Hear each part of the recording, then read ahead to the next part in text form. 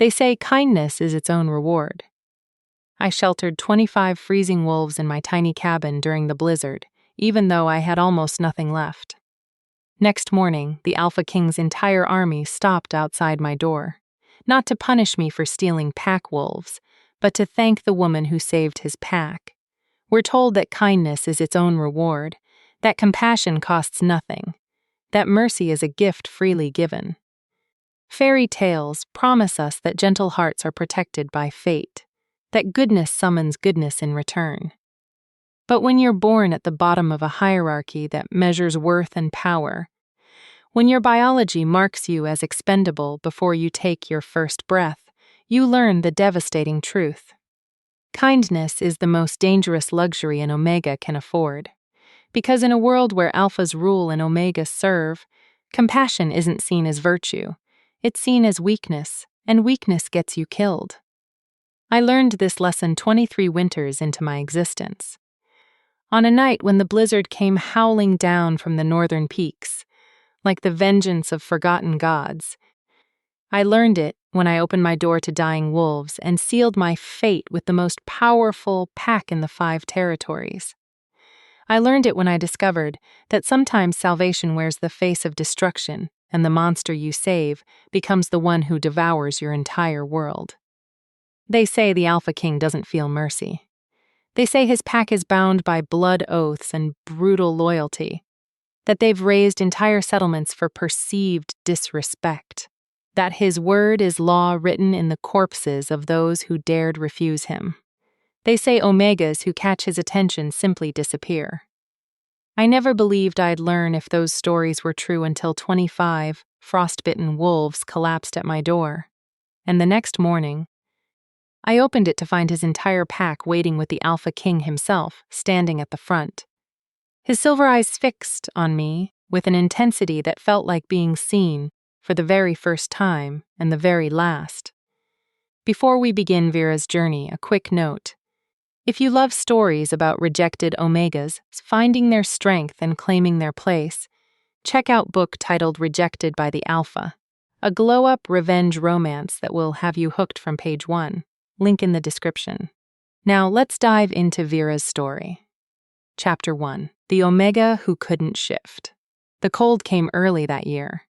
By the time the first snow fell, I'd already reinforced the shelter 3 times, patched the roof with salvaged tin sheets, stuffed moss and clay into the wall cracks, and bartered my entire summer's worth of preserved herbs for enough firewood to last through winter.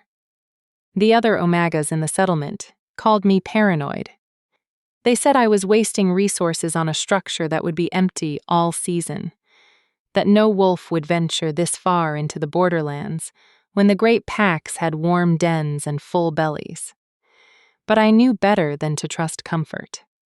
Comfort was a lie that killed you slowly. My name is Vera, and I am the Omega who cannot shift. In a world where your worth is measured by the strength of your wolf, by the power of your transformation, by your ability to run with the pack, I am worthless. My wolf never came. Not during my first heat at 16, not during the initiation trials at 18, not during any of the forced awakening ceremonies my father subjected me to before he finally gave up and stopped claiming me as his daughter. I am human-locked, broken, a genetic dead end in a species that values bloodline above all else. The settlement tolerates me because I'm useful. I know herbs which ones stop bleeding, which ones break fevers, which ones ease the pain of difficult births. I know how to set bones and stitch wounds and coax reluctant bodies back from the edge of death. My mother taught me before the sickness took her, before my father remarried, and had 3 perfect shifting daughters who looked at me like I was a stain on the family name. So I live here on the eastern edge of the borderlands in a shelter I built with my own hands from the ruins of an abandoned watchtower. I trade my healing knowledge for food, for supplies, for the occasional kindness of wolves who forget to despise me for a few precious moments, and I survive alone. The blizzard hit on the 9th night of the frost moon. I'd been tracking the weather for days, watching the way the birds fled south in chaotic flocks, noticing how the deer moved to lower ground earlier than usual. Feeling the particular quality of silence that comes before a storm tears the world apart. I'd sealed the shutters, brought in extra wood, and filled every container I owned with fresh water from the creek before it froze solid. I was prepared for isolation, for cold, for the possibility that this might be the winter I didn't survive. I was not prepared for the scratching at my door. At first, I thought it was the wind. The blizzard had been raging for 6 hours, turning the world outside into a whiteout scream of ice and fury. But the scratching came again, deliberate, weakening, then a sound that cut through the storm's howl. A whimper, low, pained, desperate. A wolf. Every instinct I'd honed over 23 years of survival told me not to open that door. Wolves didn't travel alone in blizzards. Wolves didn't seek help from omegas. And wolves who came to your door during a storm were either raid, dying, or hunting. None of those options ended well for me. But the whimpering continued, growing fainter. And despite everything, despite knowing better, despite years of learning that my compassion was a weakness I couldn't afford, I found myself moving toward the door. My hands shook as I lifted the wooden bar. The wind nearly ripped the door from my grip the moment I cracked it open, and snow blasted into my face with stinging force. I could barely see 3 feet in front of me. Then the wolf collapsed across my threshold. He was massive, easily twice the size of any wolf I'd ever seen, with fur the color of storm clouds and blood matting his left shoulder. His breathing came in ragged gasps, and when his eyes met mine, I saw the glazed look of someone slipping toward unconsciousness, toward death. No, I breathed, already reaching for him, already forgetting every lesson about self-preservation.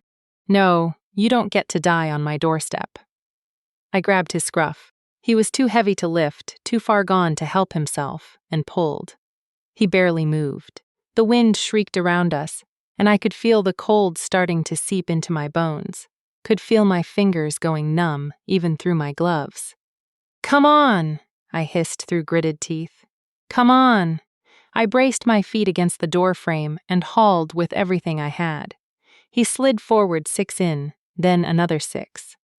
Then finally, mercifully, his hind quarters cleared the threshold, and I slammed the door shut, throwing the bar back into place with shaking hands.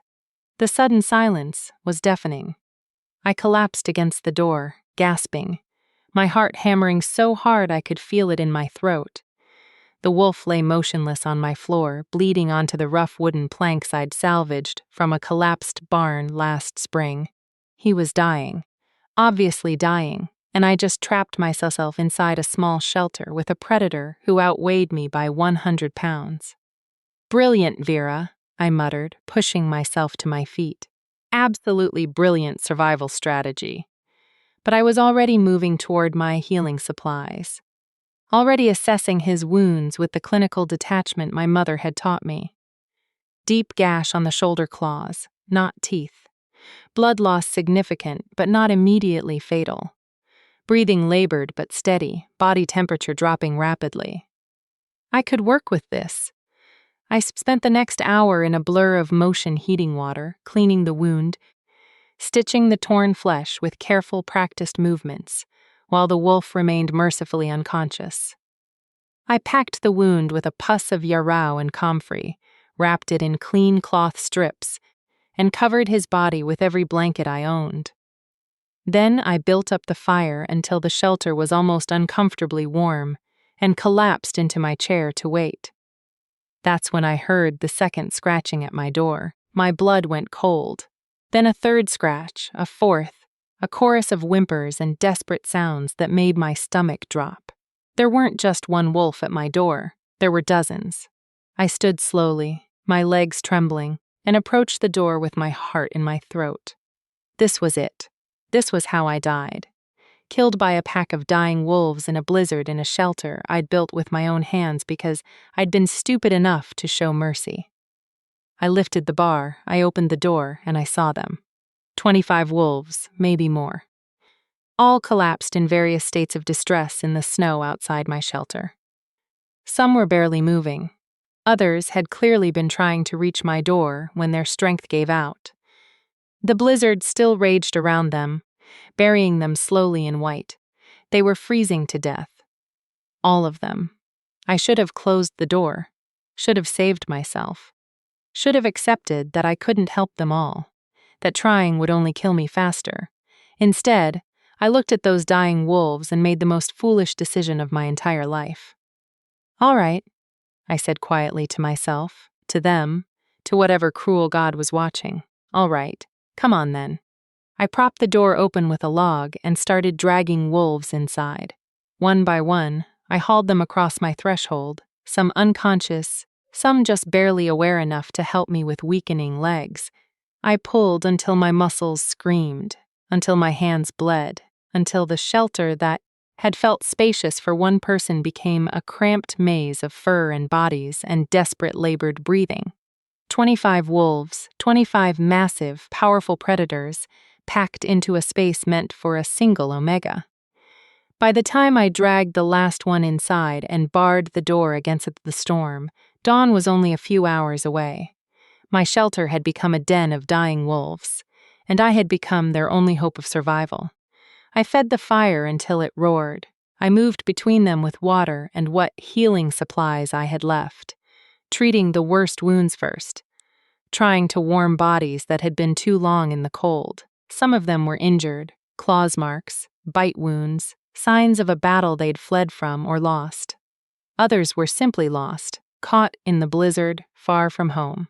None of them tried to hurt me. None of them growled or snapped or showed any sign of aggression. They just lay there watching me with eyes that held something I couldn't quite name, something that looked almost like recognition. By the time the blizzard finally broke and pale dawn light crept through the shutters, I was half dead, myself exhausted, running on nothing but determination and the stubborn refusal to let these wolves die after I'd already worked so hard to save them. I'd done it. Against all logic, against all sense of self-preservation, I'd sheltered 25 freezing wolves through the worst blizzard I'd seen in 5 years. And as I finally collapsed into my chair, too tired to even close my eyes, I allowed myself one small moment of satisfaction. I'd saved them.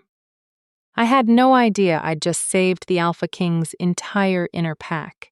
I had no idea that when I opened my door that morning, I would find 300 wolves standing outside in perfect military formation. All of them staring at my shelter with an intensity that made the air feel electric. I had no idea that the silvery male standing at the front, the one who looked at me like I was a puzzle he intended to solve, was about to turn my entire world inside out. But I was about to learn. Chapter 2. The Alpha King at my door. I woke to silence. Not the howling fury of the blizzard, not the labored breathing of 25 dying wolves, just silence. Deep, crystalline, unnatural silence that made my skin prickle with instinctive unease. My fire had burned down to embers. Pale morning light filtered through the gaps in my shutters, painting thin silver lines across the floor, and the wolves, all 25 of them, were watching me, not sleeping, not dying, watching. I sat up slowly, every muscle in my body screaming protest. My hands were raw and blistered. My shoulders felt like someone had beaten them with a club, and exhaustion sat heavy in my bones. But I was alive, and so somehow were they. The massive storm-gray wolf I'd pulled inside first was on his feet, still favoring his injured shoulder, but standing. His eyes tracked my movement with an intelligence that sent a chill down my spine. The others were in various states of recovery, but all of them were conscious, all of them watching. "Well," I says, my voice rough from hours of shouting over the storm. "Good morning to you, too." None of them moved. They just stared at me with an intensity that felt like being examined under glass. I'd treated injured wolves before strays mostly, or young ones who'd gotten separated from their packs. But they'd never looked at me like this, like they were waiting for something, like I was supposed to understand something I didn't. I pushed myself to my feet, wincing as my knees protested. The storm's over. You should probably. The knock on my door cut me off mid-sentence. Not scratching, not whimpering, a knock, deliberate, measured, unmistakably human-like in its intention. Every wolf in my shelter went rigid. My heart started hammering against my ribs. Nobody knocked on my door. Nobody visited my shelter. The other Omegas avoided me, and the higher-ranked wolves pretended I didn't exist. I'd built this place specifically to be forgotten, to be overlooked, to be safe through obscurity. The knock came again. Patient. Inevitable. I looked at the 25 wolves packed into my small space, all of them now alert. All of them focused on that door with an intensity that bordered on reverence or fear. I couldn't tell which. "Stay," I whispered, though I had no idea if they'd listen. Then I crossed to the door, lifted the bar with shaking hands, and pulled it open. The world outside had transformed overnight. The blizzard had buried everything under 3 feet of pristine snow that glittered in the morning sun like scattered diamonds. The sky was that particular shade of blue that only comes after a storm, clear, sharp, impossibly bright. And standing in front of my shelter, arranged in perfect military formation, were more wolves than I'd ever seen in one place. Hundreds of them, maybe 300, all massive, all powerful, all standing in absolute silence, and at the front, having just knocked on my door with a very human hand, stood a man who made every survival instinct I possessed scream at me to run. He was tall, easily 6 1/2 feet, with shoulders that spoke violence and victory in equal measure. His hair was black as a raven's wing, pulled back from a face that could have been carved from granite, but it was his eyes that froze me in place. Silver. Not gray. Not pale blue silver, like moonlight on water, like the edge of a blade, like something not quite human looking out from behind a human face. He wore the black leather and silver insignia of the Northern Pack. The ruling pack, the pack led by No. "Oh no, you're the Alpha King," I breathed, and it came out like an accusation, like a curse. His lips curved into something that wasn't quite a smile. "I am." His voice was deep, carrying the kind of authority that made you want to obey before you even understood the command. "And you are the Omega who sheltered my inner pack through the blizzard." My mind went blank. His inner pack. The 25 wolves currently occupying every square inch of my shelter were his inner pack, his most trusted warriors, his personal guard. The wolves who were supposed to be the most dangerous in all 5 territories. I dragged them inside, stitched their wounds, covered them with my blankets. I was so dead. "I didn't know," I said quickly, taking an involuntary step back. "I didn't. They were dying. You saved them." He said it simply, like he was stating a fact about the weather.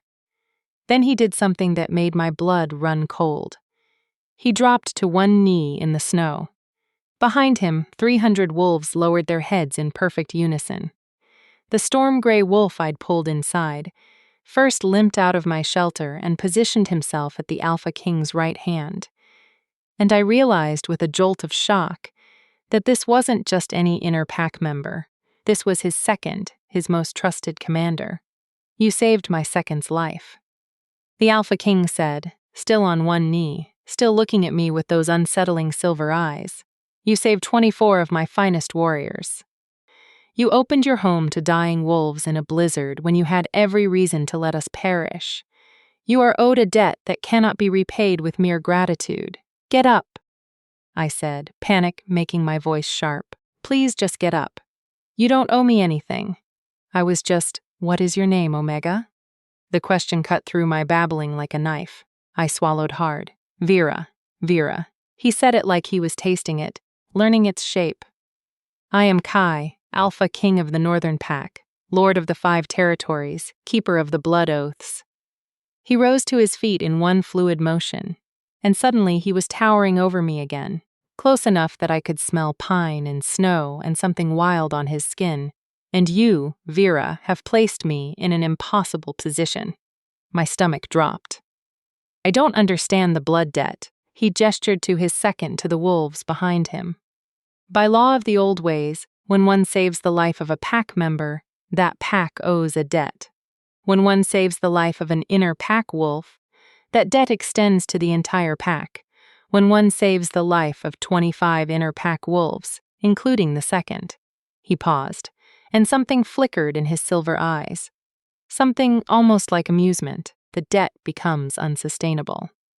I don't want anything, I said desperately. I don't want payment or acknowledgement or anything. Just forget it happened. Please forget. He repeated the word like it was foreign. You want me to forget that an Omega, a human-locked Omega, living alone on the borderlands, risked her life to save my inner pack? That she worked through the night to heal them? That she gave them her blankets, her fire, her shelter? He leaned closer and I couldn't look away from those silver eyes. Tell me, Vera, do you know what we do to Omegas who catch my attention? The rumors, the disappearances, the stories whispered around fires about Omegas who were never seen again. I've heard stories, I whispered. What have you heard? That they disappear? That you? I couldn't finish the sentence. That I what? His voice was soft, dangerous. Take them, hurt them, kill them. I nodded, barely breathing. He studied me for a long moment, and I couldn't read his expression. Then, without warning, he threw back his head and laughed. It was a sound like thunder, rich and genuine and completely unexpected. Oh, little healer, he said, when he finally stopped. And there was something almost fond in his voice. You're afraid I'm going to kidnap you, aren't you? No, he said it firmly, definitively. Then his expression shifted, becoming serious again. But I am going to offer you a choice, and you're not going to like either option. My hands curled into fists at my sides. What choice? Option 1. You accept a permanent place in my pack. You come to the Northern Keep as my personal healer with status and protection and resources beyond anything you've known. You'll want for nothing, and no one will ever dare to harm you or question your worth again. It sounded like a dream, like everything I'd ever been denied. Wrapped up in a pretty package and offered by the most powerful alpha in 5 territories, which meant it was a trap. And option 2, I asked. His smile was sharp as broken glass. Option 2, I leave 300 wolves outside your door in perpetual debt service until you accept option 1. They'll hunt for you, protect you, follow you everywhere. They'll make it impossible for you to continue living the quiet, invisible life you've built here. He paused. So really, little healer, it's not much of a choice at all. That's not fair, I said, and hated how my voice shook. No, he agreed, it's not. But I'm not asking you to be fair. I'm asking you to be smart, he gestured to the wolves around us. These wolves owe you their lives by pack law. That debt must be honored. You can accept it gracefully and gain everything, or you can refuse and lose the only thing you seem to value: your solitude. I looked at the hundreds of wolves surrounding my shelter, all of them watching me with that same unsettling intensity. I looked at my small, safe space, the home I'd built with my own hands, the life I'd carved out of nothing. I looked at the Alpha King, whose silver seemed to see straight through every defense I'd ever constructed. And I realized he was right. There was no choice. There never had been. If I come with you, I said slowly. If I accept your offer, what exactly would you expect from me? Something flickered across his face. Surprise, maybe that I was negotiating instead of simply refusing. You would serve as healer to my inner pack. You would live in the keep with status equal to my advisors. You would have autonomy over your work and your life with one exception. What exception? He stepped closer and I fought the urge to retreat. You would be under my personal protection, which means you go nowhere without an escort. Speak to no one outside the pack without my knowledge. And you never ever put yourself in danger the way you did last night. His voice dropped lower. I don't lose the wolves I claim. Vera, not to storm, not to battle, not to their own foolish compassion. If you become mine, you stay mine. Understood? Become his. The word sent a shiver through me that wasn't entirely fear. And if I refuse, I asked, though I already knew the answer. Then I hope you enjoy company, little healer, because 300 wolves are about to become your permanent shadows. I looked at my shelter one last time, at the life I'd built, at the safety I'd created, at the obscurity that had kept me alive this long. Then I looked at the Alpha King, who was offering me everything I'd never dared to want and asking for my freedom in return. I thought about the storm gray wolf, his second, who I'd stitched back together without knowing who he was. I thought about the 24 other wolves who'd trusted me with their lives. I thought about how I'd spent my entire existence being told I was worthless, broken, disposable. And I thought about how for one night I'd been necessary, essential enough. I need 3 days, I said. To settle my affairs, to say goodbye to, I gestured vaguely at the borderlands. To what? I had no friends here, no family who'd mourned my leaving. But I needed time. Time to process. Time to prepare. Time to convince myself I wasn't making the worst mistake of my life. Kai studied me for a long moment. Then he nodded. 3 days. My second will remain here with 24 guards to ensure your safety. I don't need 300 wolves or 25, he said mildly. Your choice, little healer, I gritted my teeth. 25, excellent. He turned to his second, who immediately stepped forward. Thorn will see to your needs, and Vera. He looked back at me and his silver eyes were absolutely unreadable. Thank you for saving them, for being brave enough to open your door when you had every reason to keep it closed. Then, before I could respond, he shifted. It should have been impossible. The shift happened so fast I couldn't track it. One moment, there was a man. The next, there was the largest wolf I'd ever seen, black as midnight, with those same silver eyes staring out from a predator's face. He was beautiful and terrifying in equal measure. He turned and ran, and the massive pack followed him, a river of fur and power flowing through the snow, heading north toward the keep, leaving me standing in my doorway with 25 wolves and no idea what I just agreed to. Thorn, the storm gray wolf, who I now knew, was the second shifted back into his human form. He was younger than Kai, maybe mid-20s, with gray eyes and a wicked scar across his left cheekbone that matched the wound I'd stitched last night. Well, he said, grinning at me with far too much amusement. This is going to be interesting. I looked at my suddenly very crowded shelter, at the wolves, who showed no sign of leaving at the path the Alpha King had taken north. I've made a terrible mistake, I said. Thorn's grin widened. Oh, absolutely. But don't worry, little healer. We'll make sure you survive it. Somehow that wasn't as comforting as he seemed to think it was. Chapter 3. The 3 Days of Truth. The first thing Thorn did after Kai left was reorganize my entire shelter. You can't possibly think all 25 of us are staying inside, I protested as he directed wolves to form a perimeter around my small home. There's barely enough room for 5, let alone. We're not staying inside, Thorn said, his gray eyes gleaming with barely suppressed amusement. We're staying close. There's a difference. He gestured to the wolves already positioning themselves in a wide circle around my shelter. You get your space, we get to fulfill our duty. Everyone wins. This is absurd. This is pack law. He turned to face me fully, and despite his easy grin, there was steel underneath. You saved our lives, Vera. Every single one of us would be frozen corpses, if not for you. Do you really think we're going to let you out of our sight after that? I wanted to argue, wanted to point out that I'd lived alone for years without needing protection, that I was perfectly capable of taking care of myself. But the words died in my throat when I saw how the other wolves were looking at me. Not with pity or contempt like I was used to, but with something that looked almost like reverence. It made my skin crawl. Fine, I muttered, but stay outside. I gestured helplessly. I need space to think. Thorn's expression softened slightly. 3 days, little healer. Then everything changes. Use them wisely. He shifted and joined the others in their perimeter, leaving me alone in my shelter, with my racing thoughts and the growing certainty that I'd just traded one kind of cage for another. The first day, I tried to maintain my normal routine.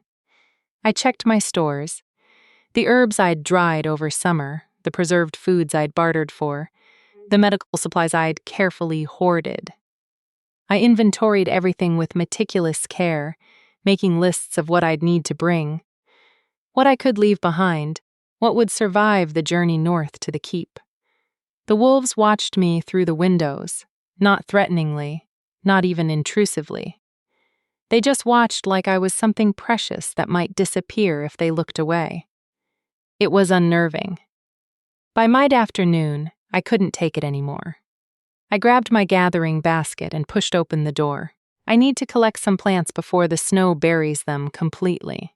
I'm going to the eastern ridge. Thorn, in human form again, fell into step beside me immediately. I'll accompany you. I don't need.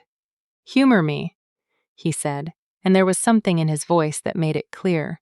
This wasn't a request.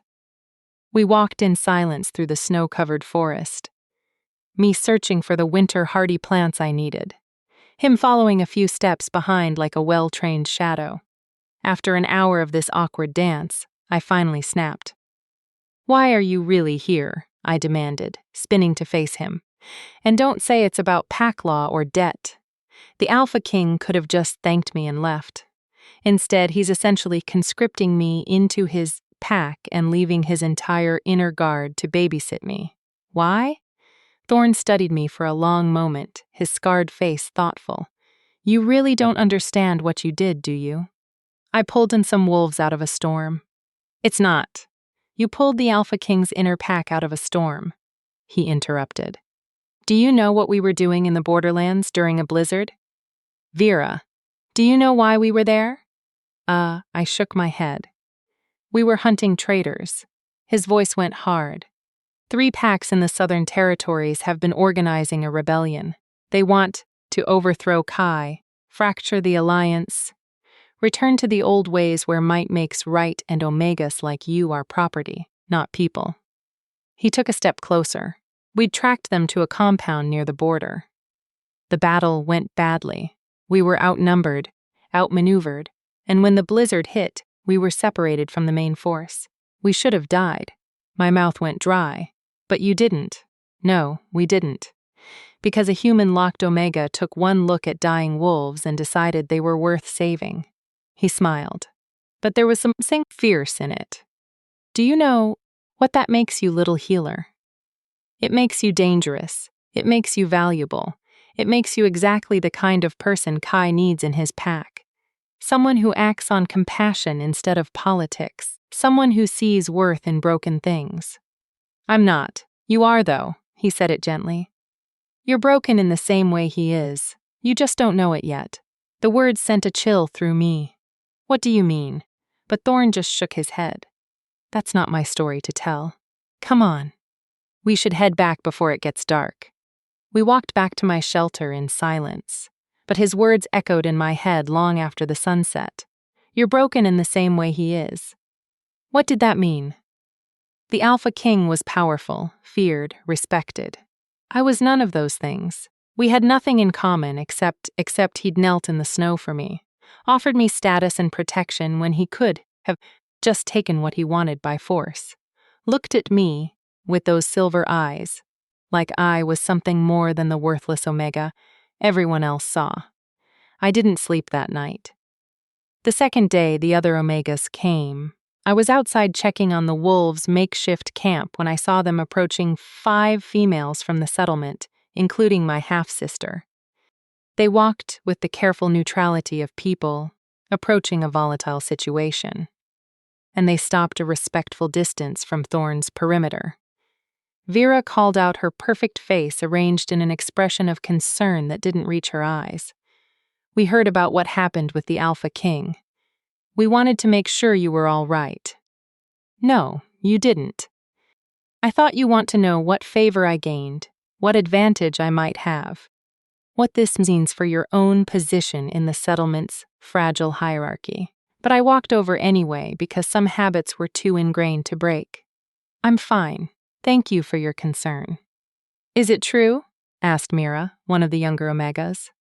Her eyes were wide with something between fear and fascination. "Is the Alpha King really taking you to the Northern Keep?" "He's offered me a position as pack healer," I said carefully. "A position?" Allah's lip curled. "How generous of him. And what did you have to promise in return, sister?" The contempt in her voice was familiar, expected, but it still stung. "Nothing," I said. "I saved his inner pack during the blizzard. This is how he's chosen to honor that debt. By dragging you away from your home. How romantic." She stepped closer and I saw the real emotion underneath her polished exterior jealousy. Raw and bitter. "You've always been strange, Vera. Always choosing herbs and healing over finding a proper mate. Always living out here like an exile when you could have tried to integrate. And now somehow you've caught the attention of the most powerful alpha in 5 territories." She laughed, and it was a cruel sound. "I wonder how long it will take before he realizes his mistake. Elora, we all know why you really saved those wolves," she continued, her voice rising. "You're desperate. Desperate for validation, for purpose, for someone to finally see worth in a broken Omega who can't even shift. So you risked everything on a gamble, and somehow, impossibly, it paid off. But don't think for one moment that changes what you are." The words hit like physical blows, each one precisely aimed at the wounds I carried. And the worst part was that she wasn't entirely wrong. I had been desperate. I had wanted to matter, to be necessary, to prove that my existence meant something. "That's enough." Thorne's voice cut through the clearing like a blade. He'd moved between us without my noticing. His body language pure threat. "You will speak to the future pack healer with respect, or you will leave." Now palled, "I didn't mean yes, you did." He looked at each of the Omegas in turn, and whatever they saw in his expression made them all take a step back. "Let me make something very clear. Vera is under the Alpha King's personal protection. Any insult to her is an insult to him. Any harm to her will be answered with the full force of the Northern Pack, and any Omega who thinks she's somehow less because she can't shift." His smile was all teeth. "Should remember that she accomplished more in one night than any of you have in your entire lives." The Omegas fled. All except Era, who stood there for one more moment, her expression twisted with something I couldn't quite name. Then she turned and walked away, her spine rigid with barely suppressed fury. I stood there in the snow, shaking. "You didn't have to do that," I said quietly. "Yes," Thorne said. "I did." He looked down at me and his expression was surprisingly gentle. "You're pack now, Vera, or you will be in 2 days and pack protects its own." "I'm not pack yet, aren't you?" He gestured to the wolves surrounding my shelter. 25 of the most dangerous warriors in the 5 territories. All of them watching me with that same intense focus. "They chose you the moment you opened your door, little healer. Everything else is just formality." I wanted to argue, wanted to point out that I hadn't chosen them, that I'd never asked for this, that I still wasn't sure I wanted any of it. But the words wouldn't come because some small, broken part of me, the part that had spent 23 years being told I was worthless, was desperately, dangerously grateful that someone had finally chosen me, even if I didn't fully understand why. Subscribe if you believe broken people deserve second chances, because Omegas like Vera need voices that won't let the world forget them. Drop a comment if you've ever felt worthless and needed someone to prove you wrong. Vera's fighting for all of us who've been called not enough. The 3rd day, Kai returned.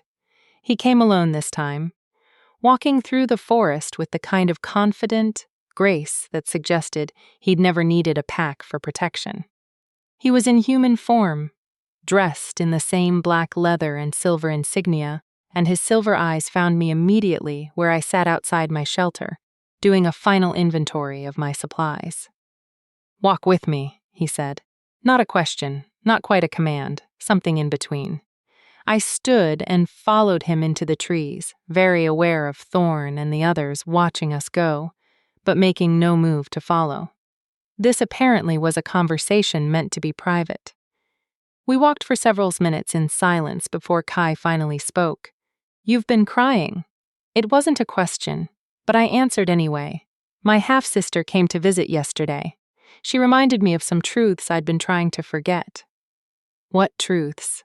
"That I'm broken, that I'm desperate, that the only reason you're interested in me is because I happened to be convenient when your pack needed help." I kept my eyes on the snow-covered ground. "That I'm fooling myself if I think this is anything more than obligation on your part." Kai stopped walking. "Look at me, Vera." I didn't want to, but something in his voice made it impossible to refuse. I raised my eyes to meet his, and the intensity in them stole my breath. "I am going to tell you something," he said quietly, "and I need you to hear it." "Really? Hear it? Can you do that?" I nodded, not trusting my voice. "You are not broken. You are inconvenient to a society that measures worth and power and defines value by the ability to shift. But that society is wrong." He took a step closer. "I have commanded packs for 15 years. I have led battles, negotiated treaties, executed traitors, and built an alliance that spans 5 territories. I have seen strength in 1,000 different forms. And what you did 3 nights ago, opening your door to dying wolves, when you had every reason to fear us, to let us die, to protect yourself first, that took more courage than any battle I've ever fought." "You don't understand," I whispered. "I'm not brave, I'm just broken." His smile was sharp. "Good, so am I." I stared at him. "What?" "My father was a tyrant," he said, and his voice went flat with old pain. "He ruled through fear, through violence, through the systematic brutalization of anyone he perceived as weak. Omegas were property in his pack, disposable, less than nothing." He paused. "When I took power 15 years ago, I swore I would build something different. A pack where strength came from loyalty, not terror. Where Omegas had autonomy and protection. Where being born without a shift didn't mean being born worthless." My chest tightened. "Why are you telling me this?" "Because I need you to understand why I can't let you go." He said it simply, like it was the most obvious thing in the world. "You represent everything I've been trying to build. An Omega who saved lives not because she was ordered to, not because she hoped for reward, but because she couldn't do anything else, because her compassion was stronger than her survival instinct." He reached out and tilted my chin up, forcing me to hold his gaze. "You are not convenient, Vera. You are essential. And if you join my pack, it won't be out of obligation. It will be because I have spent 15 years looking for someone exactly like you, and I am not fool enough to let you slip away now that I found you." The words hit me like a tidal wave. I couldn't breathe, couldn't think, couldn't process what he was saying. "I don't understand." I managed. "You will." He released my chin but didn't step back. "3 days ago you opened your door to dying wolves. Tomorrow I'm asking you to walk through mine. Not as payment of a debt, not as an obligation, but as a choice. My pack needs a healer who sees value in broken things. And he paused. And something flickered in his silver eyes. I need someone who isn't afraid of monsters." "I am afraid," I whispered. "I'm terrified." "Good." His smile was almost gentle. "Fear means you're smart enough to understand the stakes. But the question isn't whether you're afraid, little healer. It's whether you're brave enough to come anyway." We stood there in the snow-covered forest, the Alpha King in the broken Omega, and I felt the weight of the choice settling over me like a physical thing. Tomorrow, I could stay here in my small safe shelter, in my quiet, invisible life, alone. Or I could walk through his door into the unknown, into danger and possibility, and a future I couldn't begin to predict. "I need you to promise me something," I said finally. "Name it. If I come with you, if I join your pack, you have to promise me autonomy. Real autonomy. Not just pretty words about protection and status. I need to know that I'm making this choice for myself, not because you're giving me no other option." Kai studied me for a long moment. Then he nodded. "You will have autonomy over your work, your quarters, and your life within the keep. You will answer to no one but me. and I will never command you to do anything that violates your conscience or your calling as a healer." He paused. "But I will not compromise on your safety. Escorts, guards, protection, those are non-negotiable." It was more than I'd expected, more than I'd dared to hope for. "All right," I said. "All right, I'll come with you." Just like that. Just like that, I met his silver eyes and felt something shift in my chest. Something that felt almost like hope. "You said you need someone who isn't afraid of monsters. Maybe I need someone who isn't afraid of broken things." Kai's smile could have lit the entire forest. "Then we have an accord, little healer. Tomorrow at dawn, your new life begins." He turned and walked back toward my shelter, and I followed, my heart pounding with equal parts terror and anticipation. Tomorrow, everything would change.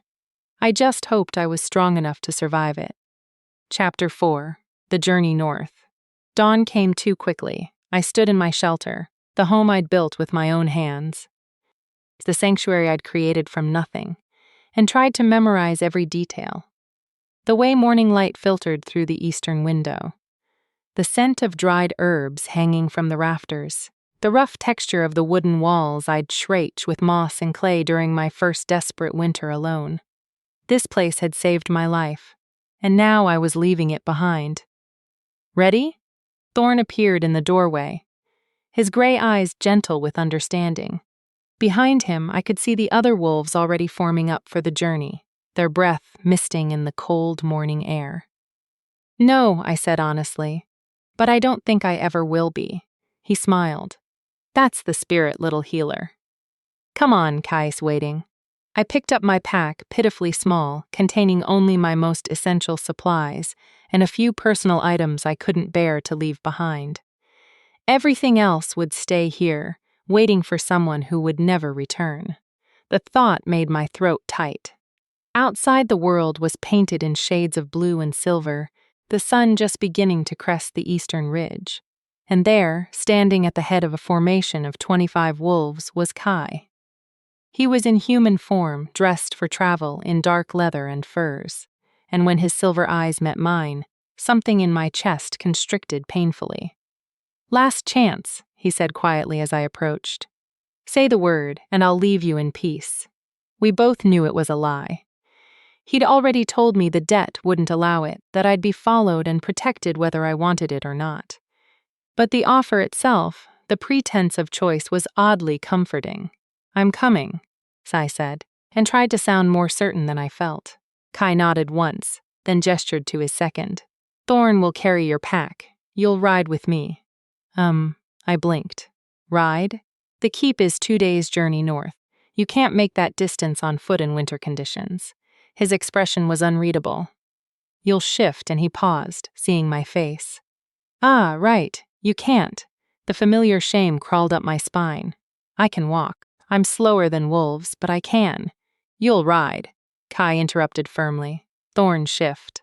The second obeyed immediately, transforming into his massive storm gray wolf form. Kai turned to me expectantly, and I realized with dawning horror what he was suggesting. "You want me to ride a wolf?" I said flatly.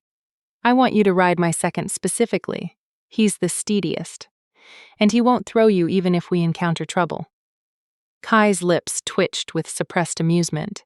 "Unless you'd prefer to ride me instead." The suggestion sent an unexpected bolt of heat through me. "That's no Thorn is fine. Thorn is perfect." Kai's smile widened into something decidedly wolfish. "Pity. Maybe another time."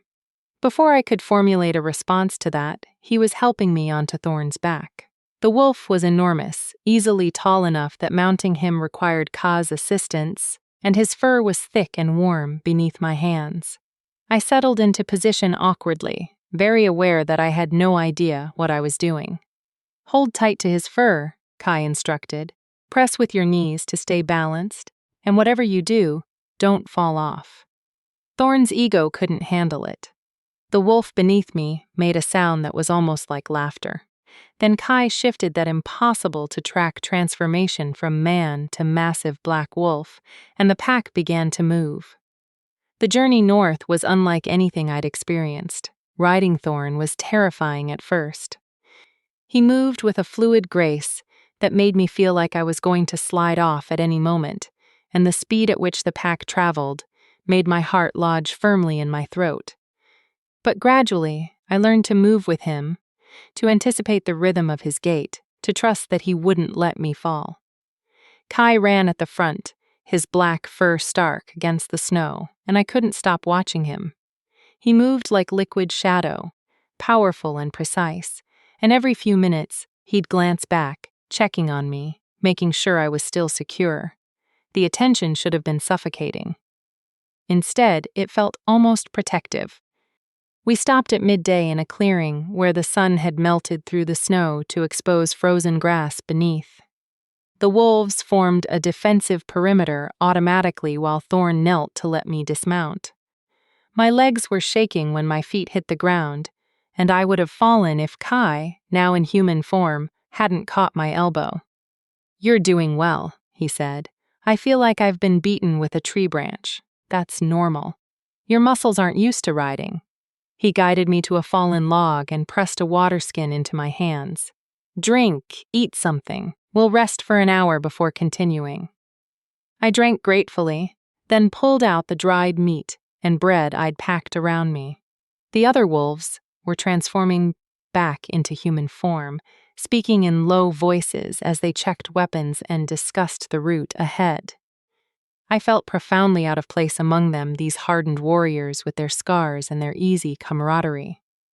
"You're staring," Kai observed, settling onto the log beside me. "Close enough that our shoulders brushed. I'm just trying to understand." I gestured to the wolves around us. "You're the Alpha King. You command respect from the most powerful packs in 5 territories. Your inner pack is legendary, and you're using all this power to transport one worthless, Omega North, because she happened to open her door during a storm. You're not worthless.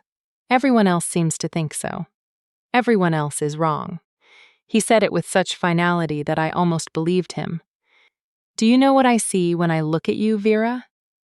I shook my head. "I see someone who survived alone for years in conditions that would have killed most wolves. I see someone who built a home with her own hands, who's learned healing without a teacher, who chose compassion over self-preservation when it mattered most." He turned to face me fully, and his silver eyes were intense. "I see strength that has nothing to do with shifting, and that's exactly the kind of strength I need in my pack." "Why?" The word came out as barely more than a whisper. "Why do you need that specifically?" Kai was quiet for a long moment, his gaze distant. When he finally spoke, his voice was low enough that only I could hear. "Because I'm building something that's never existed before.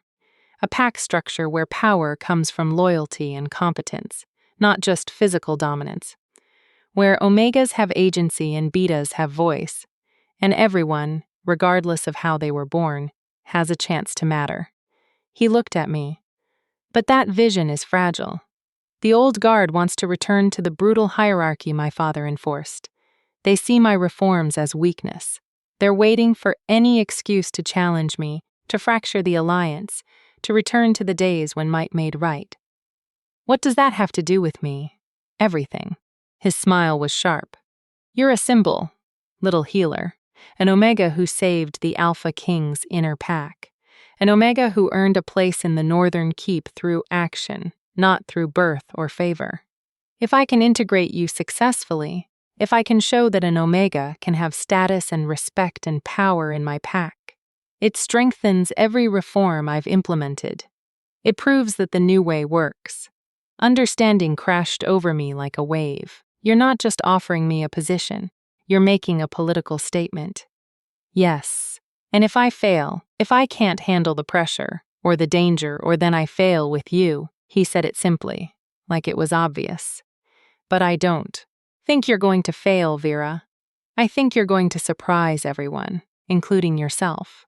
I wanted to believe him, but 23 years of being told I was worthless, broken, disposable, that wasn't something I could shake off with one conversation. "What if you're wrong about me?" I asked quietly. "I'm not." He stood, offering me his hand. "Come on, we should keep moving." I want to tree the northern watchtower, before dark. I took his hand and let him pull me to my feet. His grip was warm and solid, and he held on for a moment longer than necessary before releasing me. Kai, I said as he turned to leave. Yes, thank you, for I gestured helplessly for seeing something worth saving. His expression softened in a way I hadn't seen before. Always, little healer. Always. Then he shifted and the pack was moving again, carrying me north toward a future I still couldn't quite believe was real. We reached the northern watchtower just as the sun was setting. The structure was massive, a stone fortification built into the mountainside with walls 20 feet high and watch posts at every corner. It was clearly military in function, designed to monitor the northern passes and provide early warning of invasion. As we approached, I could see wolves patrolling the walls, their eyes tracking our movement with professional precision. Kai led us through the main gates, and immediately the atmosphere changed. Wolves in northern pack insignia saluted as he passed, their fists over their hearts, their heads bowed in respect. He acknowledged each one with a slight nod, his bearing regal and commanding. I'd known he was the Alpha King intellectually. But seeing it in practice, seeing how hundreds of wolves responded to his presence with instant obedience, brought home exactly how powerful he was and how dangerous. We were given quarters in the eastern tower, a large room with multiple sleeping areas and a central fireplace. The other inner pack wolves dispersed to their own spaces, leaving me alone with my racing thoughts and growing anxiety. This was really happening. Tomorrow, I would reach the keep. Tomorrow, my new life would begin. Tomorrow, I would find out if Kai's faith in me was justified or catastrophically misplaced. I was still staring at the fire when Thorn appeared with a tray of food. You should eat, he said, setting it beside me. Long day tomorrow. I'm not hungry. Eat anyway. He settled across from me, his scarred face thoughtful. You're scared. It wasn't a question. Is it that obvious? Only to someone who's been where you are. He poked at the fire with a stick, sending sparks spiraling upward. I was born a beta, no alpha blood, no special gifts, just decent combat skills and a stubborn refusal to die. When Kai offered me a position in his inner pack, I thought he was insane. I thought I'd get myself killed within a week. What changed? I realized that Kai doesn't choose people based on their bloodline or their ability to shift. He chooses them based on their character. Thorn looked at me directly. He chose me because I was loyal. He chose the others because they were brave or smart or skilled in ways that mattered. And he chose you because you're compassionate. Because you see worth in broken things. Because you're exactly what he needs to prove that the new way works. That's a lot of pressure. Yes. Thorn agreed. It is. But here's the thing, little healer. You've already survived impossible pressure. You've lived alone on the borderlands for years. You've built a life from nothing. You've faced death and chosen to save others anyway. He smiled. If you can do all that, you can survive the keep. You can survive the politics and the danger and the wolves who will test you at every turn because you're stronger than you think you are. I wish I believed that you will. He stood stretching. Get some rest. Tomorrow everything changes. And Vera. He paused at the door. For what it's worth, I'm glad you opened your door that night. I'm glad you saved us, and I'm glad you're coming with us. The pack needs someone like you. He left before I could respond, leaving me alone with the fire and my thoughts. I lay down on the sleeping pallet and stared at the stone ceiling, listening to the sounds of the watchtower around me. Wolves moving through corridors, guards changing shifts, the distant howl of wind through the mountain passes. Tomorrow, I would reach the northern keep. Tomorrow, I would step into a new life. Tomorrow, I would find out if Kai's vision of a better pack was real, or just another beautiful lie.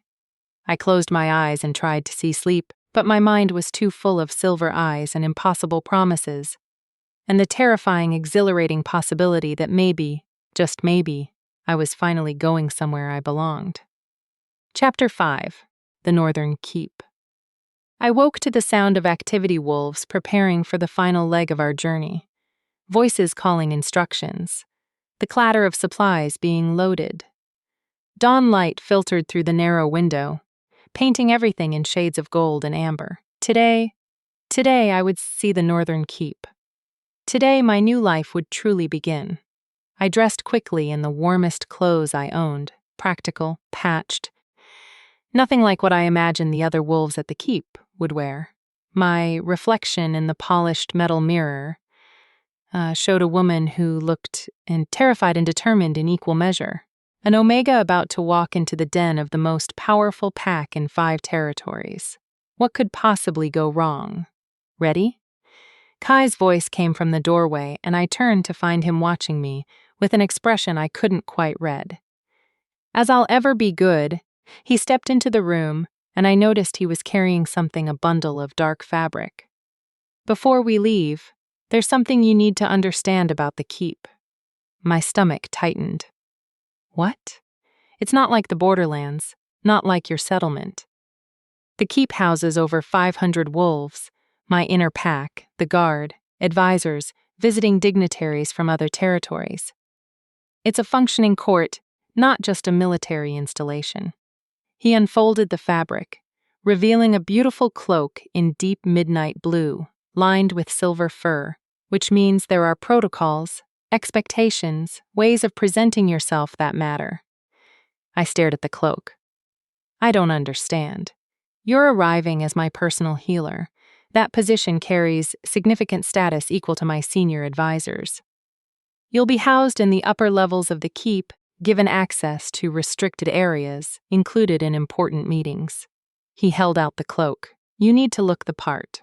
I took it hesitantly. The fabric was impossibly soft, clearly expensive, nothing like anything I'd ever owned.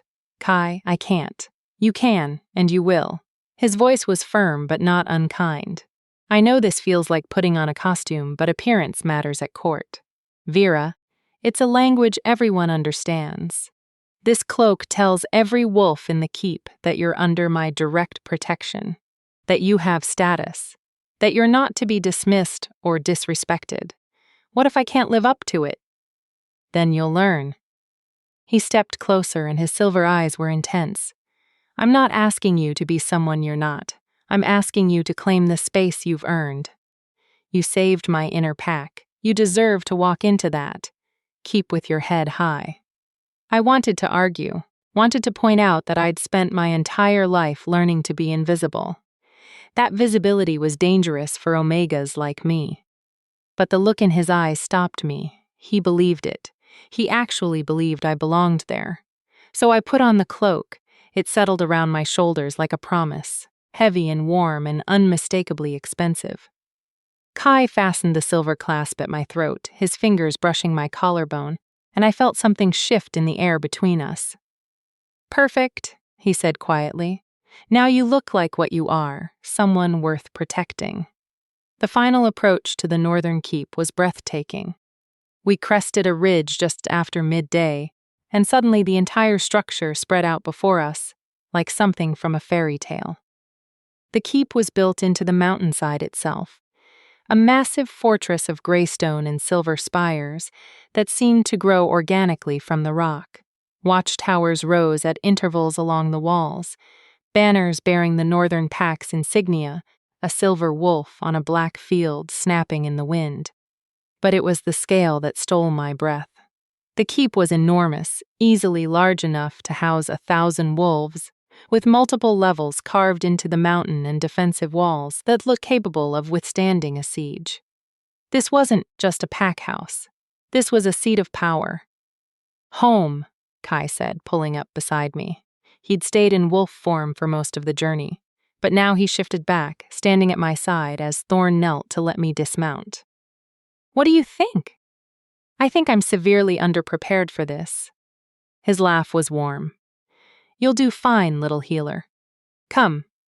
There are people you need to meet. We descended toward the keep, and as we approached the main gates, I could see wolves gathering, drawn by news of the Alpha King's return. By curiosity about the Omega he'd brought with him, by the desire to witness whatever was about to unfold, the gates opened and we walked through into a massive courtyard. Hundreds of wolves lined the space guards at attention. Courtiers in fine clothes, servants pausing in their work, all of them staring, all of them trying to understand what an unknown Omega was doing, wearing a cloak that marked her as high status. Walking at the Alpha King's side like she belonged there, Kai didn't slow.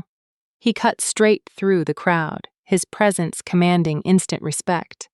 And I followed in his wake with my heart hammering against my ribs.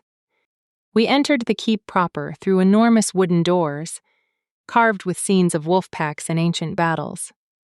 The interior was surprisingly beautiful. Soaring ceilings supported by massive timber beams, tapestries depicting pack history hanging from stone walls, fires burning in hearths large enough to roast an entire deer. But there was also an undercurrent of tension. Wolves watched us pass with expressions ranging from curiosity to suspicion to barely concealed hostility. I could feel the weight of their judgment, their questions, their doubts about whether I belonged here. Kai led me through a maze of corridors, up several flights of stairs until we finally stopped before a set of double doors on what I assumed was one of the upper levels. "Your quarters," he said, pushing them open. I stepped inside and froze. The suite was larger than my entire shelter had been. A main living area with comfortable furniture arranged around a massive fireplace. A separate sleeping chamber visible through an archway, tall windows overlooking the mountains, and along one wall, floor-to-ceiling shelves already stocked with books and supplies. "This is too much," I said faintly. "This is appropriate for your position." Kai moved to the windows, looking out over his territory. "Your healing room is 2 doors down, fully equipped, connected to the main infirmary. You'll have assistants if you want them, autonomy to run it as you see fit." He turned back to me, "And before you argue, yes, you've earned this. Yes, you belong here. And no, I won't accept any protests about it being too much." I opened my mouth, closed it, tried again. "I don't know what to say. Say you'll make yourself at home. Say you'll give this a real chance." His expression softened. "Say you'll stay." The vulnerability in that last request caught me off guard. This powerful alpha, this king who commanded hundreds of wolves, was asking, not ordering me to stay. "I'll stay," I said quietly. "I'll try. That's all I ask." He moved toward the door, then paused. "There's a formal dinner tonight. The senior pack members will be there, my advisors. The inner pack. Some visiting dignitaries. I want to introduce you properly. Establish your position. Make it clear that you're under my protection." My stomach dropped. A formal dinner with hundreds of wolves. 20, actually. Small, intimate.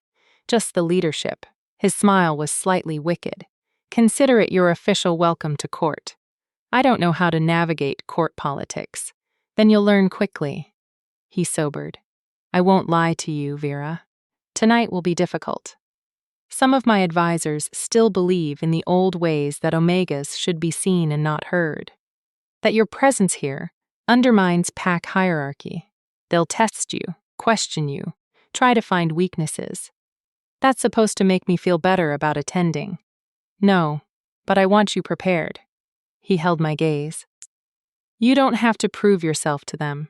You don't have to defend your position.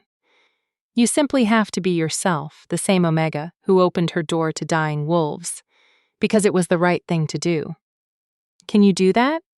I thought about my shelter, about the choice I'd made during the blizzard, about the fact that I'd somehow survived this long by being exactly who I was, even when everyone told me I should be someone else. "Yes," I said. "I can do that. Good." Kai's smile was approving. "Dinner is at sunset. Someone will come to escort you. Until then, rest. Explore your quarters. Get comfortable." He paused at the door. "And Vera, thank you for being brave enough to come here, for giving my vision a chance." Then he was gone, leaving me alone in quarters far too grand for a broken Omega. With a formal dinner looming and no idea how to survive what was coming, I sank into one of the chairs by the fire and tried to calm my racing heart. I spent the afternoon exploring. My quarters were connected to a private bathing room, an actual bathing room with heated water and soaps that smelled of lavender and pine. I took advantage of it, washing away days of travel and trying to prepare myself mentally for the evening ahead. Someone had left clothes in the wardrobe, several dresses in rich fabrics, all in deep blues and silvers that matched my cloak. I chose the simplest one, a midnight blue gown with silver embroidery at the cuffs and collar. It fit perfectly, which suggested someone had been paying very close attention to my measurements. I was just finishing braiding my hair when a knock came at the door. "Come in," I called, expecting a servant. Instead, a female wolf entered, tall and elegant with auburn hair and sharp green eyes that assessed me in one sweeping glance. She wore the black and silver of the Northern Pack, and her bearing suggested high rank. "You're the Omega," she said without preamble. "I'm Vera," I corrected, lifting my chin. "And you are?" A slight smile curved her lips. "Direct. I like that. I'm Sienna, Alpha King Senior Advisor and head of the council." She moved further into the room, her gaze taking in everything. "I'm here to escort you to dinner and give you some advice that might keep you alive." How comforting. I'm not here to comfort you.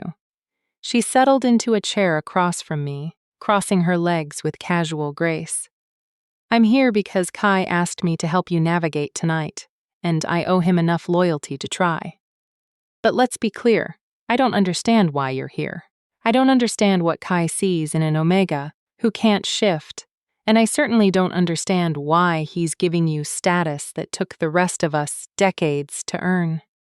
Her honesty was brutal and oddly refreshing. "I saved his inner pack during the blizzard," I said steadily. "That's why I'm here, so I heard." Sienna leaned forward, her green eyes intense. "Here's what you need to understand, Vera. The Northern Pack is not like other packs. We don't operate on simple dominance hierarchies. We operate on competence, loyalty, and results. Kai has spent 15 years building this structure, fighting against wolves who want to return to the brutal ways of his father's reign.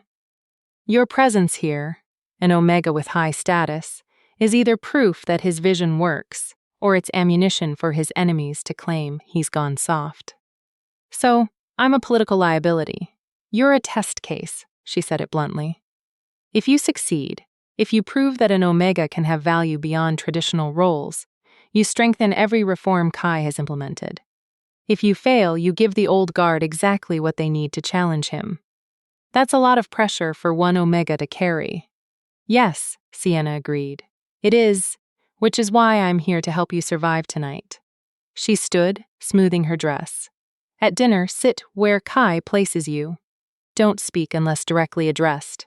Don't rise to obvious provocations. And for the love of the old gods, don't show weakness. These wolves will test you with questions, with subtle insults, with challenges designed to make you fail. Your job is to remain calm. Answer honestly. And remember that you've already earned your place here." "Have I, though?" Sienna studied me for a long moment. "You opened your door to dying wolves when you had every reason to let them die. You risked your life for strangers. You showed compassion when survival instinct should have made you cruel." She paused. "I don't understand it, but I respect it. And if you can show even half that courage tonight, you'll be fine." It was the closest thing to approval I'd gotten from anyone except Kai and Thorn. "Thank you," I said quietly. "Don't thank me yet." Sienna moved to the door. "Come, it's time. And Vera, remember you're not just representing yourself tonight. You're representing every Omega who's ever been told they're worthless. Don't let them down." The weight of that responsibility settled over me like a physical thing. As I followed her out into the corridor, dinner awaited, and with it, the real test of whether I belonged in the Northern Keep or whether I just made the worst mistake of my life. Chapter 6. The Council's Test. The dining hall was intimate in a way that made it more intimidating, not less. A single long table dominated the space, carved from dark wood and polished to a mirror shine. Candles flickered in silver holders, casting dancing shadows on stone walls hung with tapestries depicting wolves in various stages of triumph. 20 chairs surrounded the table, and 17 of them were already occupied when Sienna led me through the door. Every conversation stopped. Every eye turned to me. I felt their assessment like physical touch, taking in my dress, my cloak, the way I carried myself, looking for weakness, looking for proof that I didn't belong here. Kai sat at the head of the table, and when his silver eyes met mine, something in my chest loosened slightly. He stood, and the gesture forced everyone else to stand as well. A subtle demonstration of power that wasn't lost on anyone present. "Counselors, honored guests," Kai said, his voice carrying effortlessly through the space. "May I present Vera, healer to the inner pack and newest member of our court." He gestured to the empty chair at his right hand, the position of highest honor, traditionally reserved for his second, or his most trusted advisor. Placing me there was a statement, a declaration that I held value in his eyes. It also painted a target on my back. I crossed to the chair with my head high, very aware of the weight of every gaze following my movement. Kai held the chair for me, another deliberate gesture of respect before reclaiming his own seat. The others settled back into their chairs with varying degrees of grace, and I could practically feel the speculation crackling through the air. "Let me make introductions," Kai continued smoothly. "You've met Sienna, my senior advisor." He gestured to the elegant auburn-haired woman who escorted me, seated 3 chairs down. "To your left is Thorn, my second." Thorn grinned at me, the scar on his cheek pulling with the expression. "We're already well acquainted." A ripple of laughter moved through some of the assembled wolves. Those who'd been part of the rescue, who understood the reference, but others remained stony-faced. Kai continued around the table, naming advisors and council members whose titles and roles blurred together in my anxious mind. Military commanders, trade negotiators, territory representatives, all of them powerful, all of them watching me with expressions ranging from curious to hostile. The last introduction made my stomach drop. And finally, our guest from the Eastern Pack, Alpha Dominic, here to discuss the trade agreements between our territories. The man at the far end of the table was perhaps 50, with silver threading through dark hair and eyes that assessed me with the cold calculation of a predator evaluating prey. He wore the green and gold of the Eastern Pack, and something about the way he looked at me made my skin crawl. "An Omega healer," Dominic said, his voice smooth as poisoned honey. "How progressive of you, Alpha King. Though I confess, I'm surprised to see one seated at your council table. In the Eastern Territories, we find Omegas serve the pack better. In more traditional roles, the challenge was immediate and unmistakable. In the Northern Pack," Kai said, his tone perfectly pleasant and absolutely deadly, "we find that competence matters more than tradition. Vera saved 25 of my inner pack during the recent blizzard. That alone has earned her a place at this table. Saved." Dominic leaned back in his chair, or merely provided shelter. I'm sure any Omega with a warm fire could have done the same. I felt Thorn tense beside me. Felt the shift in atmosphere as the other wolves recognized the insult for what it was. This wasn't just about me. This was Dominic testing Kai's authority, questioning his judgment, looking for any sign of weakness. "Actually," I said, and my voice came out steadier than I'd expected. "I provided medical treatment for significant injuries, including battlefield trauma and advanced hypothermia. 3 of the wolves wouldn't have survived without immediate intervention. So, no, Alpha Dominic, not just any Omega with a warm fire could have done the same." Silence fell like a blade. I just contradicted a visiting Alpha, defended myself, spoken out of turn, broken probably a dozen unspoken protocols about how Omegas should behave at formal dinners. But I was done being dismissed. done being told my actions didn't matter. Dominic's eyes narrowed. You have spirit, little Omega, though I wonder if spirit translates to actual skill or merely to arrogance about basic healing knowledge. I wonder if visiting alphas typically insult their host's advisors before the first course is even served, I replied, keeping my tone carefully neutral, or if that's a tradition unique to the Eastern Territories. Thorn made a sound that might have been a strangled laugh. Several other wolves around the table were fighting smiles, though Sienna looked like she couldn't decide whether to be impressed or horrified. Kai's expression was unreadable, but I thought I saw something that might have been approval in his silver eyes. My apologies, Dominic said, though his tone suggested he felt no such thing. I merely meant to understand what qualifies you for such an elevated position. In my experience, Omega healers are common. Omega healers with council status are unprecedented. Then perhaps, Kai said softly, you should expand your experience, Dominic. The world is changing. Packs that cling too tightly to tradition often find themselves left behind. It was a clear warning, a reminder that the Northern Patian structure and the trade agreements Dominic was here to negotiate depended on Kai's goodwill. Dominic inclined his head in acknowledgement, but his eyes remained cold as they settled on me. I look forward to seeing this new world you're building. Alpha King, I hope it proves more stable than it appears. Servants entered then with the first course, and the conversation shifted to safer topics, weather, hunting, territory news. But I could feel the undercurrent of tension, could sense the way certain wolves around the table were evaluating me, measuring me, deciding whether I was an asset or a liability to their king. I ate mechanically, hyper-aware of every movement, every word. Beside me, Kai maintained easy conversation with the counselors, but I noticed how he subtly redirected any questions that might put me on the spot. How he kept the focus on pack business rather than on me personally. It was only halfway through the second course that I realized what he was doing, protecting me without making it obvious, giving me space to breathe without appearing weak.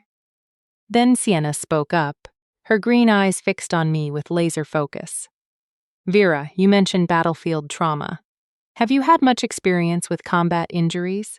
It was a test, a subtle way of determining if I actually knew what I was talking about, or if I'd just gotten lucky with the inner pack. Some, I said carefully.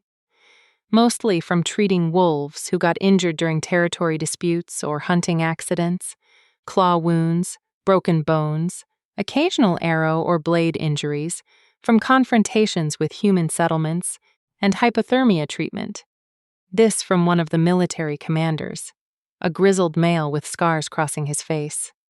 That's specialized knowledge. Where did you learn it? From necessity. I met his eyes steadily.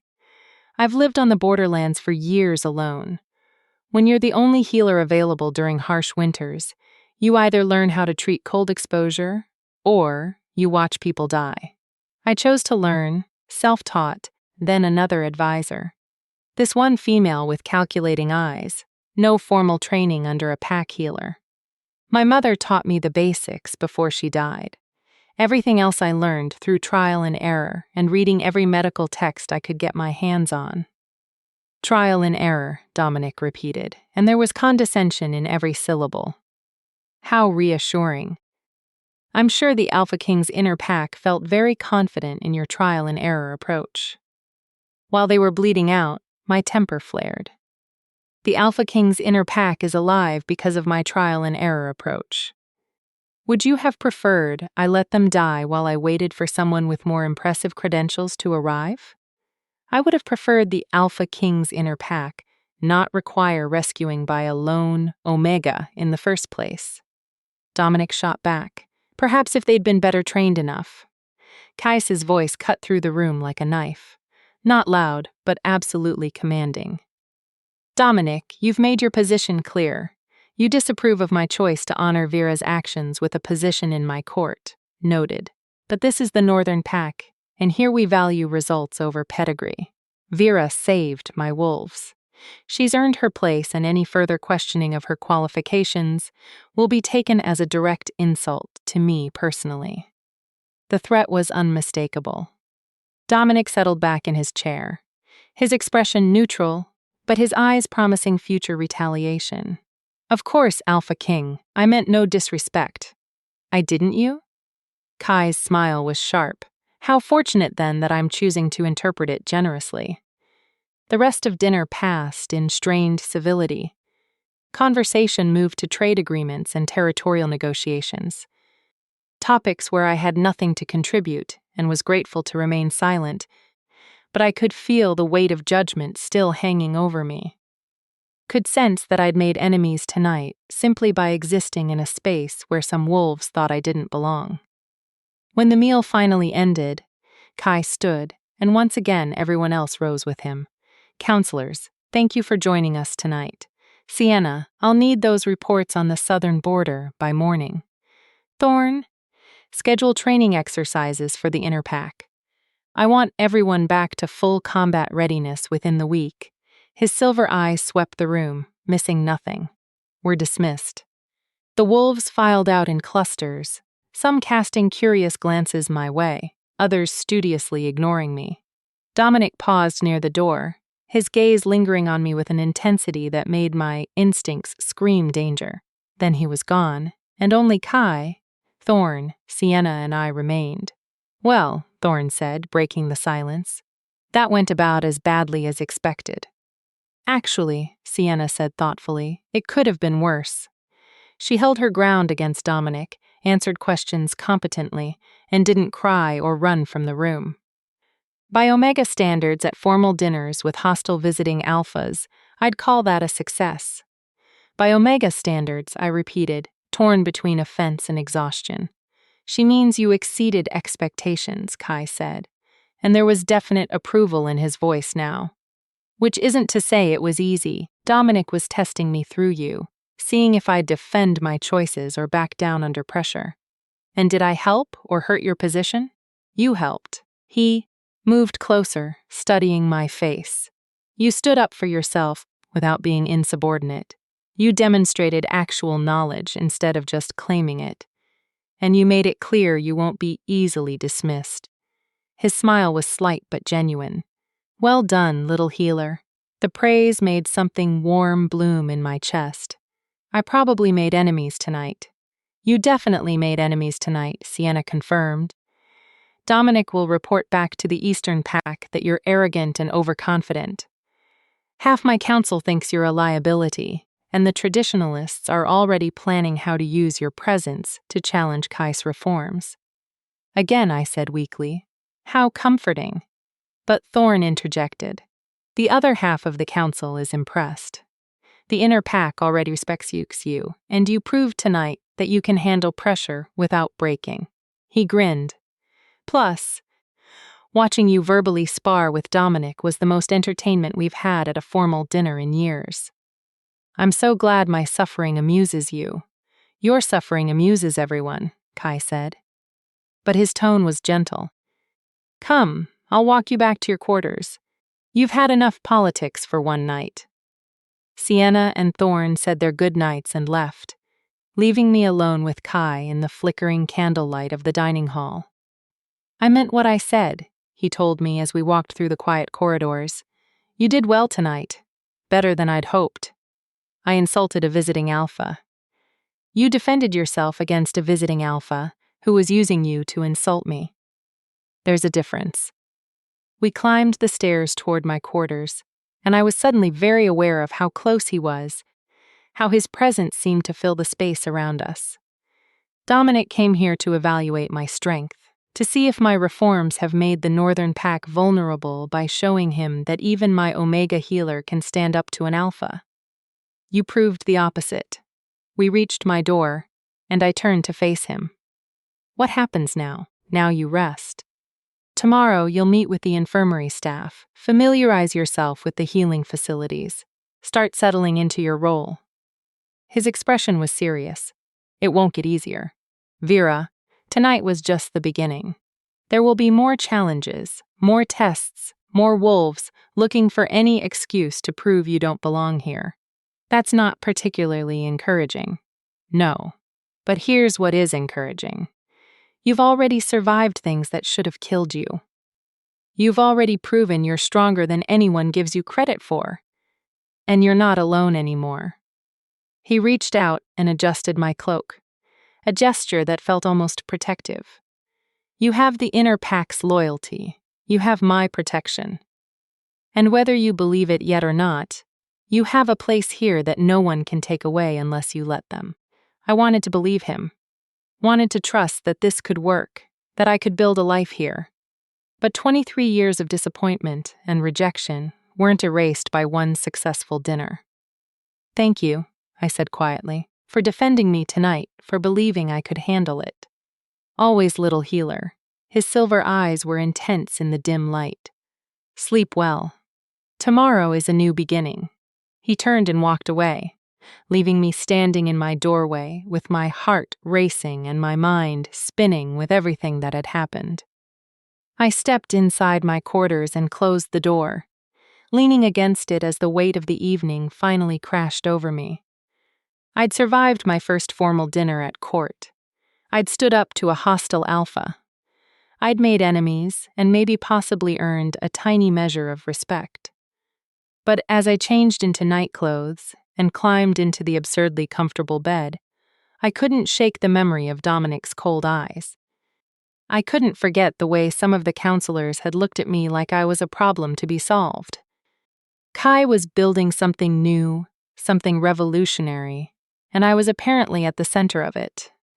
Whether I wanted to be or not, I just hoped I was strong enough to survive what came next, because something told me the real test was still to come. Hit subscribe if watching people. Tear down, someone trying their best makes you angry because Vera survived tonight, but she needs you in her corner for what's coming. Comment below if you've ever been tested just for existing. This story is for everyone who refused to break. Chapter 7. The Breaking Point. The next 3 weeks passed in a blur of overwhelming newness. True to his word, Kai gave me autonomy over the healing facilities. The infirmary was larger than my entire shelter had been, stocked with supplies I'd only dreamed of.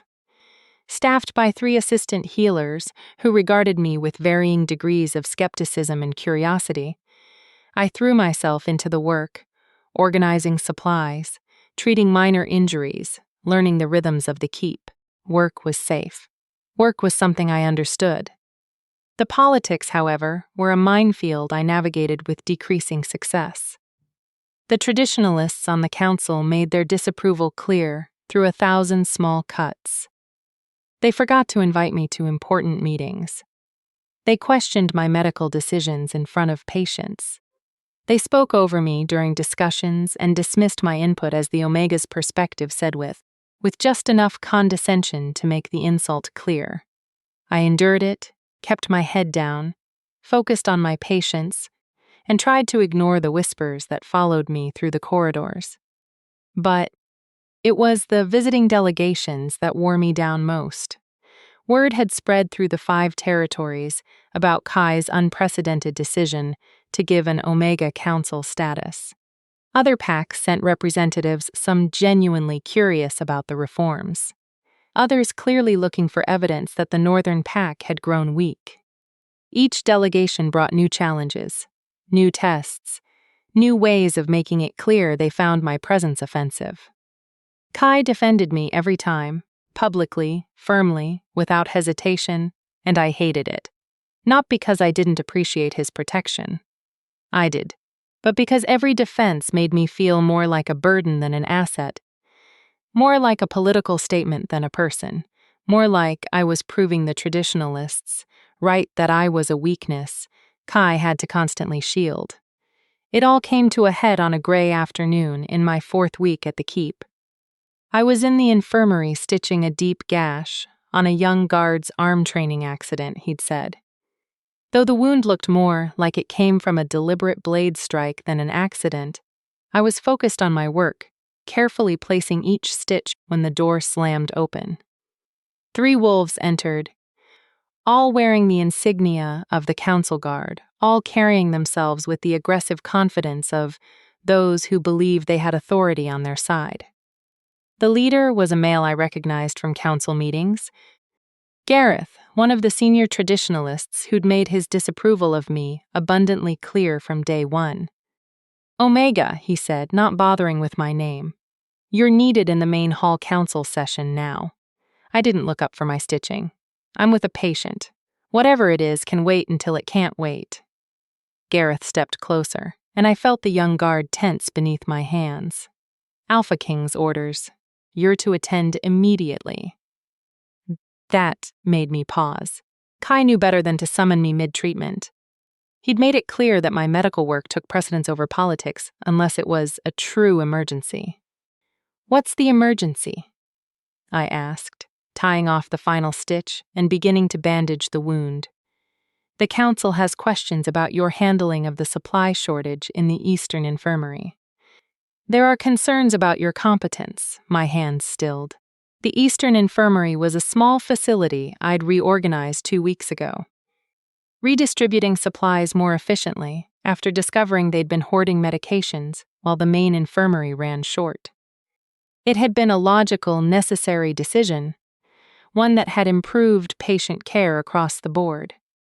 It had also embarrassed the healer who'd been running the Eastern facility, a traditionalist who'd made no secret of his belief that Omegas had no business managing medical facilities. "My competence," I repeated slowly, finishing the bandage. "Based on what evidence? That's what the council wants to discuss with you." Now Gareth's smile was cold, "Unless you're refusing a direct summons from the Alpha King." It was a trap. I could feel it. But refusing would be worse than walking into whatever they had planned. "Fine." I stood, removing my bloodied apron and washing my hands quickly. "Let's go." The walk to the main hall felt like a march to execution. Wolves stopped what they were doing to watch us pass. Some with curiosity, others with barely concealed satisfaction. Word had spread fast. The Omega was finally being called to account. The main hall was packed when we arrived. Not just the council, but dozens of other wolves' witnesses. I realized an audience for whatever public humiliation they had planned. Kai stood at the head of the room, his expression unreadable. Sienna was beside him, her face carefully neutral. Thorn leaned against the wall with his arms crossed, looking furious but contained, and standing in the center of the room, wearing an expression of injured dignity, was Aldrich, the healer, I displaced from the Eastern Infirmary. "Ah, Vera," said Counselor Brennan, one of the most vocal traditionalists. "Thank you for joining us. We have concerns about your recent reorganization of medical supplies." I kept my voice level. "What concerns?" "Aldrich has brought to our attention that your redistribution of Eastern Infirmary supplies has left them dangerously understocked. He reports that they're now unable to treat serious injuries and that this puts wolves in that sector at risk." It was a lie, a complete calculated lie. "That's not accurate," I said clearly. The Eastern Infirmary was overstocked on non-essential supplies while hoarding critical medications. I redistributed to ensure all facilities had appropriate resources based on patient volume and injury frequency. The Eastern Infirmary now has exactly what it needs, no more, no less. "You question my professional assessment?" Aldrich demanded, his voice dripping with offense. "I've been a pack healer for 30 years. You're an untrained Omega who's been here less than a month, and you think you know better than I do what my facility needs." "I think the supply logs speak for themselves," I replied steadily. The Eastern Infirmary had enough fever reducers stockpiled to treat the entire keep twice over, while the main infirmary was rationing. That's not sound medical practice. That's hoarding. That's your interpretation. Brennan interjected smoothly. As an Omega with no formal training, no oversight, and frankly no business making decisions that affect pack welfare. She has the Alpha King's authority to make those decisions, Sienna said sharply. Does she? Brennan turned to Kai with carefully crafted concern. Alpha King, with all due respect, this situation highlights exactly what many of us have been trying to explain.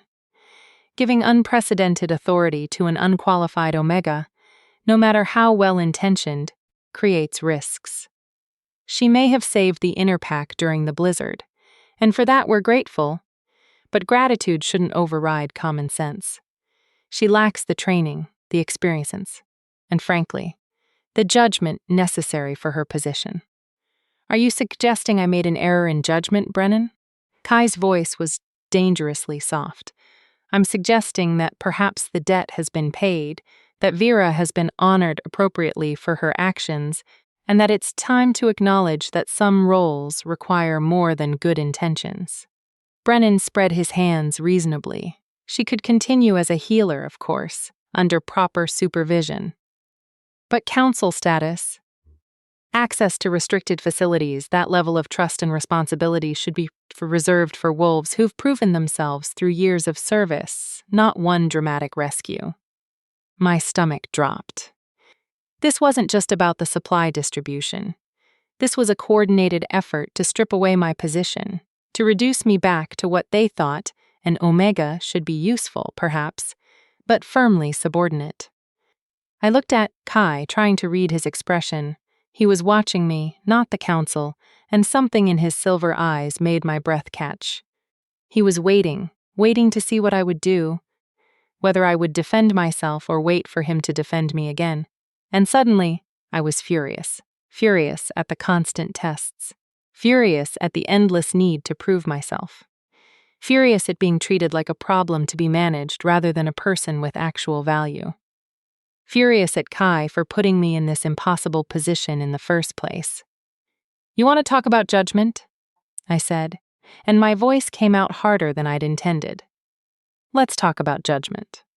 Aldrich has been hoarding medical supplies in a facility that treats maybe 20 wolves a month, while the main infirmary, which treats hundreds, was running critically short.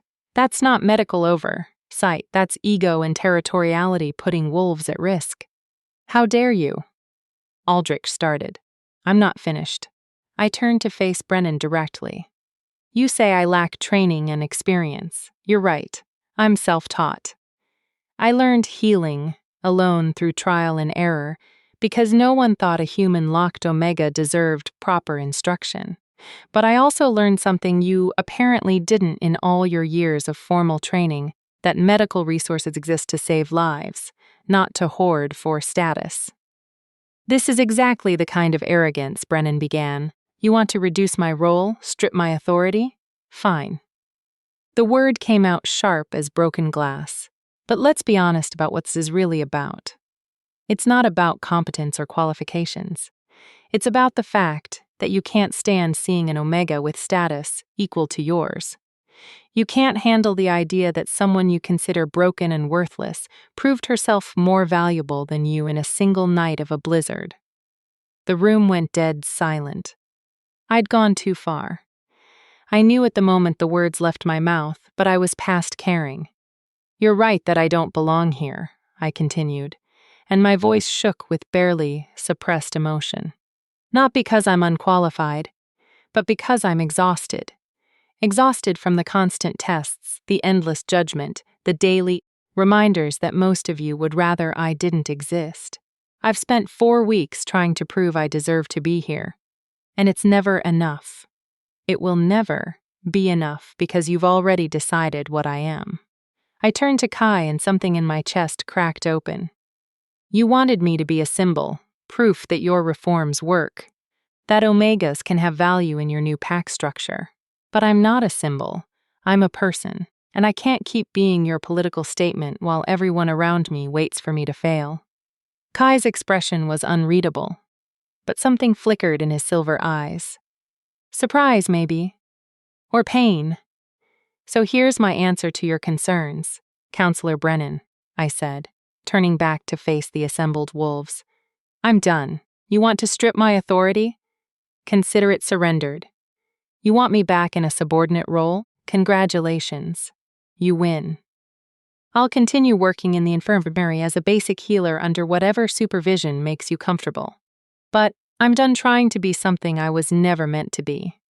I pulled off my cloak, the beautiful midnight blue cloak that marked me as high status, as protected, as valued, and set it carefully on the table. Thank you for the opportunity, Alpha King, but I think we both know this was a mistake.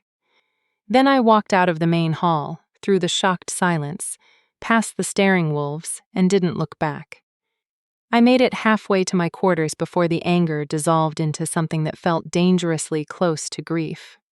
I'd tried so hard, given everything I had, and it still hadn't been enough. I was so focused on my spiraling thoughts that I didn't hear the footsteps behind me until a hand caught my arm. I spun, expecting Kai or Thorn or Sienna coming to lecture me about politics and duty, and it was Dominic, the visiting alpha from the Eastern Pack, still here, apparently, still watching everything with those cold, calculating eyes. "That was quite a performance, little Omega," he said, and his smile made my skin crawl.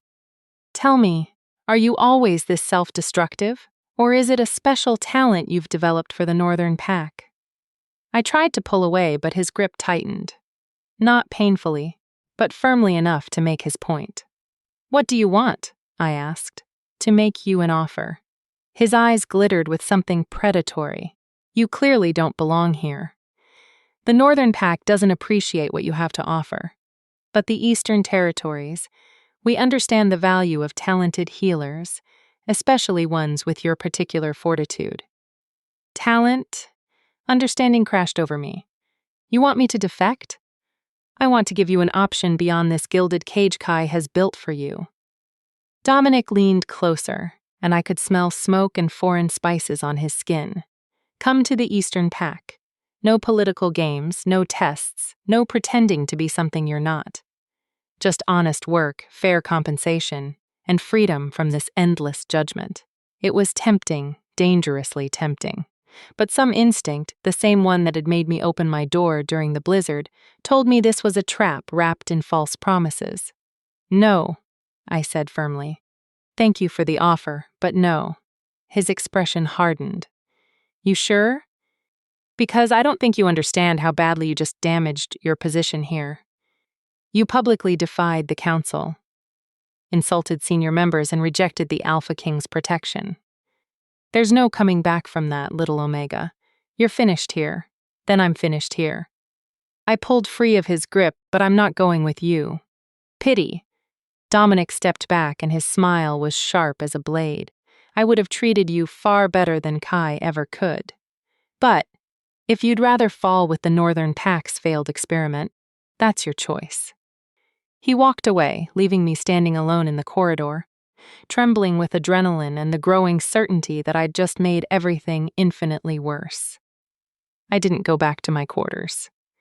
Instead, I found myself in the infirmary in the small supply room where no one would think to look for me. I sank to the floor among the bandages and medications, wrapped my arms around my knees, and let myself finally privately break down. I'd tried so hard, fought so desperately to prove I belonged, and I'd failed. Worse, I'd probably destroyed Caius's reforms in the process. Given the traditionalists exactly the ammunition they needed to argue that Omegas couldn't handle positions of authority. I'd been at the keep for 4 weeks, and it had taken exactly 4 weeks for me to prove everyone right that I was broken, arrogant, and completely unsuited for the role Kai had given me. The door opened. I didn't look up. Couldn't bear to see whether it was Kai coming to dismiss me, or Sienna coming to lecture me, or Thorn coming to say he'd been wrong about my strength. "Little healer." Kai's voice was soft. "Careful. We need to talk." "I know," I said to the floor. "I'll pack my things. I'll leave quietly. I won't make this any harder for you than I already have. Look at me, Vera. I didn't want to." But something in his tone made it impossible to refuse.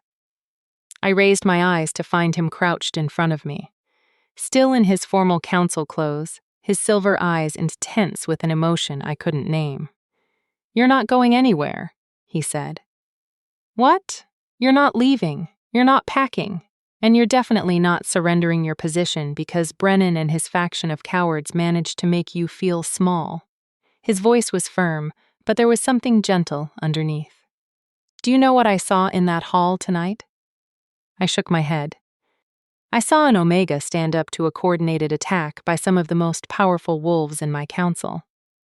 I saw you defend your decisions with facts and logic instead of appeals to authority. I saw you call out hoarding and poor judgment without flinching. He reached out and tilted my chin up, forcing me to hold his gaze.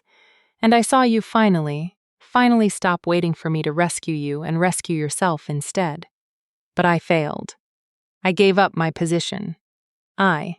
You claimed your agency, he interrupted. You made it clear that you're not here to be my political symbol, that you have your own boundaries and needs. That's not failure, Vera.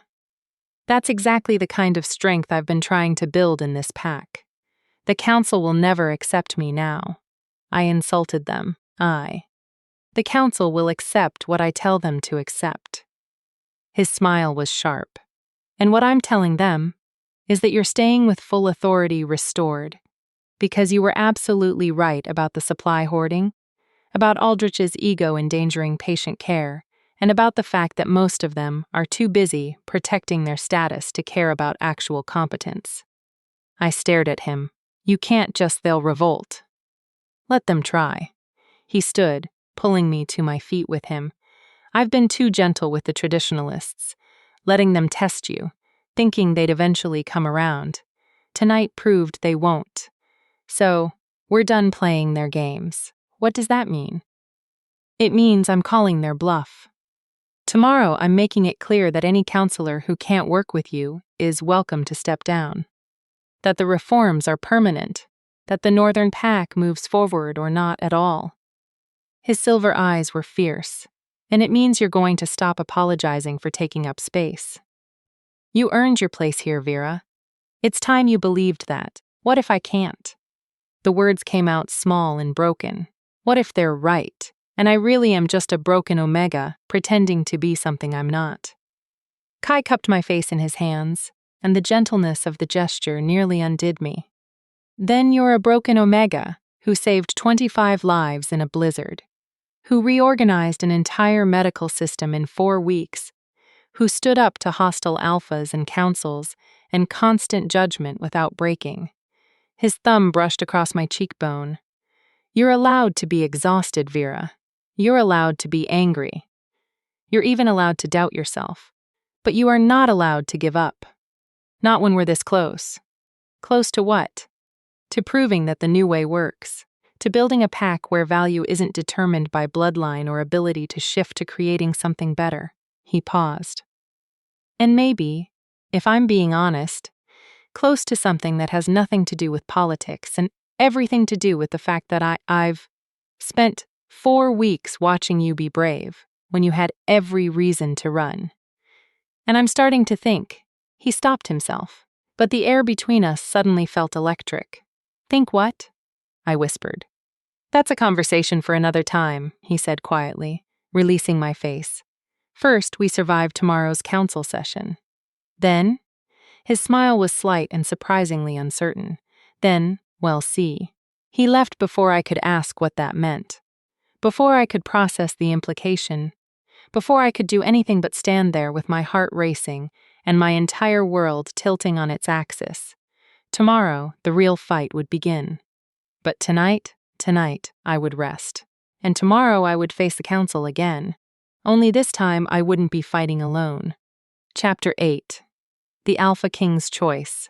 I didn't sleep that night. Instead, I sat by the window in my quarters, watching the moon track across the sky and replaying every moment of the disastrous council session. Every word I'd said, every bridge I'd burned, every way I'd potentially destroyed everything Kai had been trying to build. And underneath all of that, his word spoken in the supply room with an intensity that made my chest ache. Then we'll see. See what had he almost said before stopping himself. Dawn came too quickly, painting the mountains in shades of gold and crimson. I dressed carefully in the midnight blue gown, but I left the cloak where I'd set it on my If Kai wanted me at today's council session, I'd go, but I'd go as myself. Not as his political statement, not as a symbol of his reforms.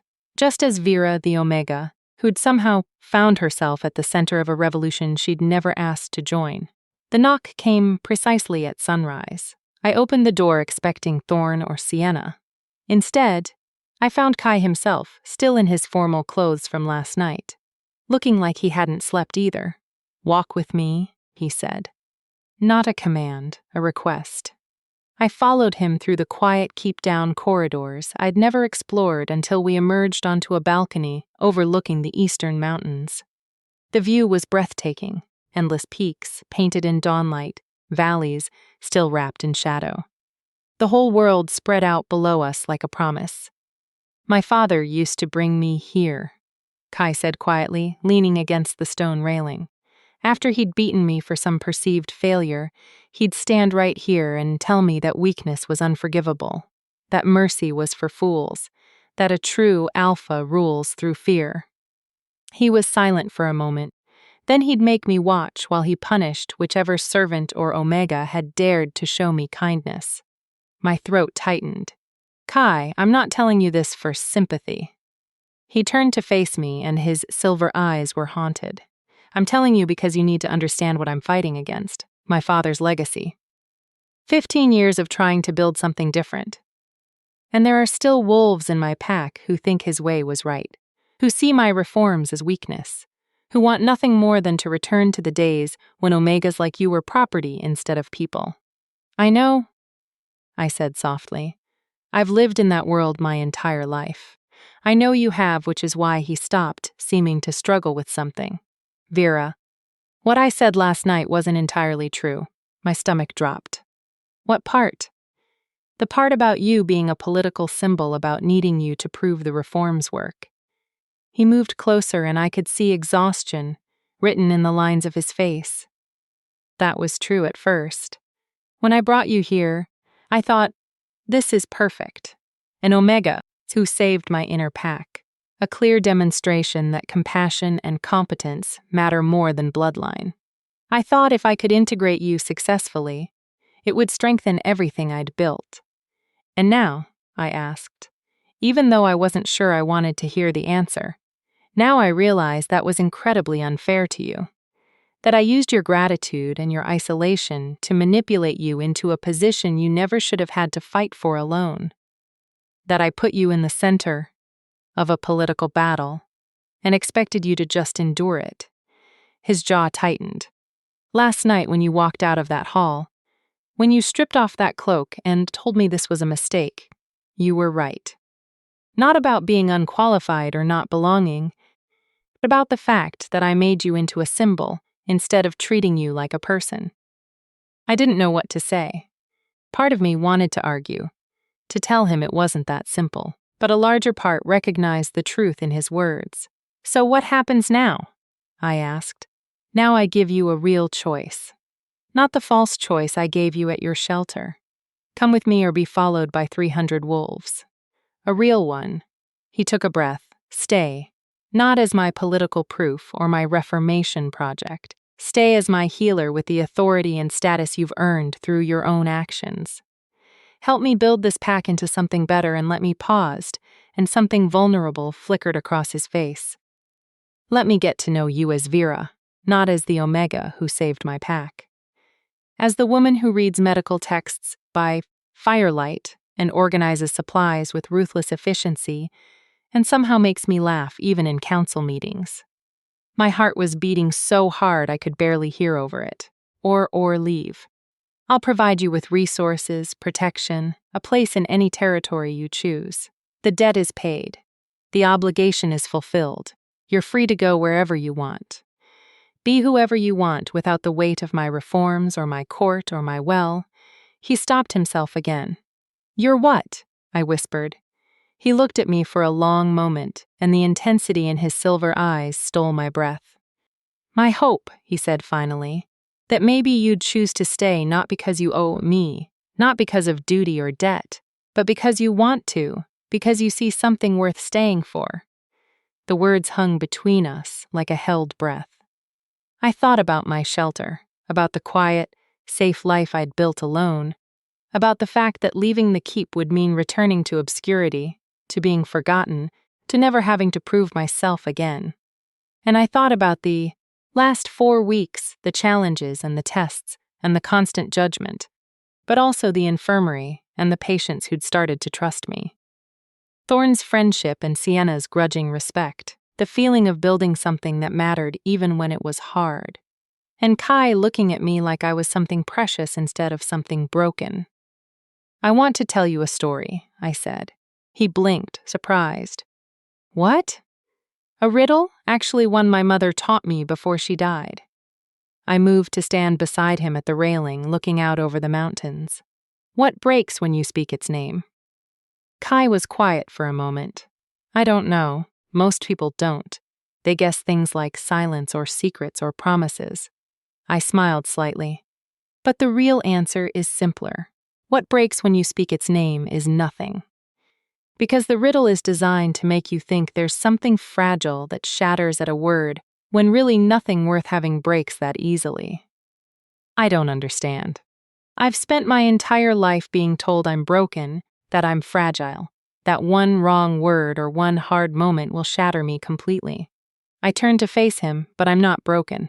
Kai, I'm scarred and exhausted and absolutely terrified of failing. But I'm not fragile. I don't shatter. "I know," he said softly. "Do you? Because for 4 weeks you've been protecting me, defending me, shielding me from the worst of the Council's hostility. And I appreciate it. I do. But it also made me feel like you thought I couldn't handle it. Like you thought I'd break. I was trying to help." "I know. But what I need isn't protection from every hard moment.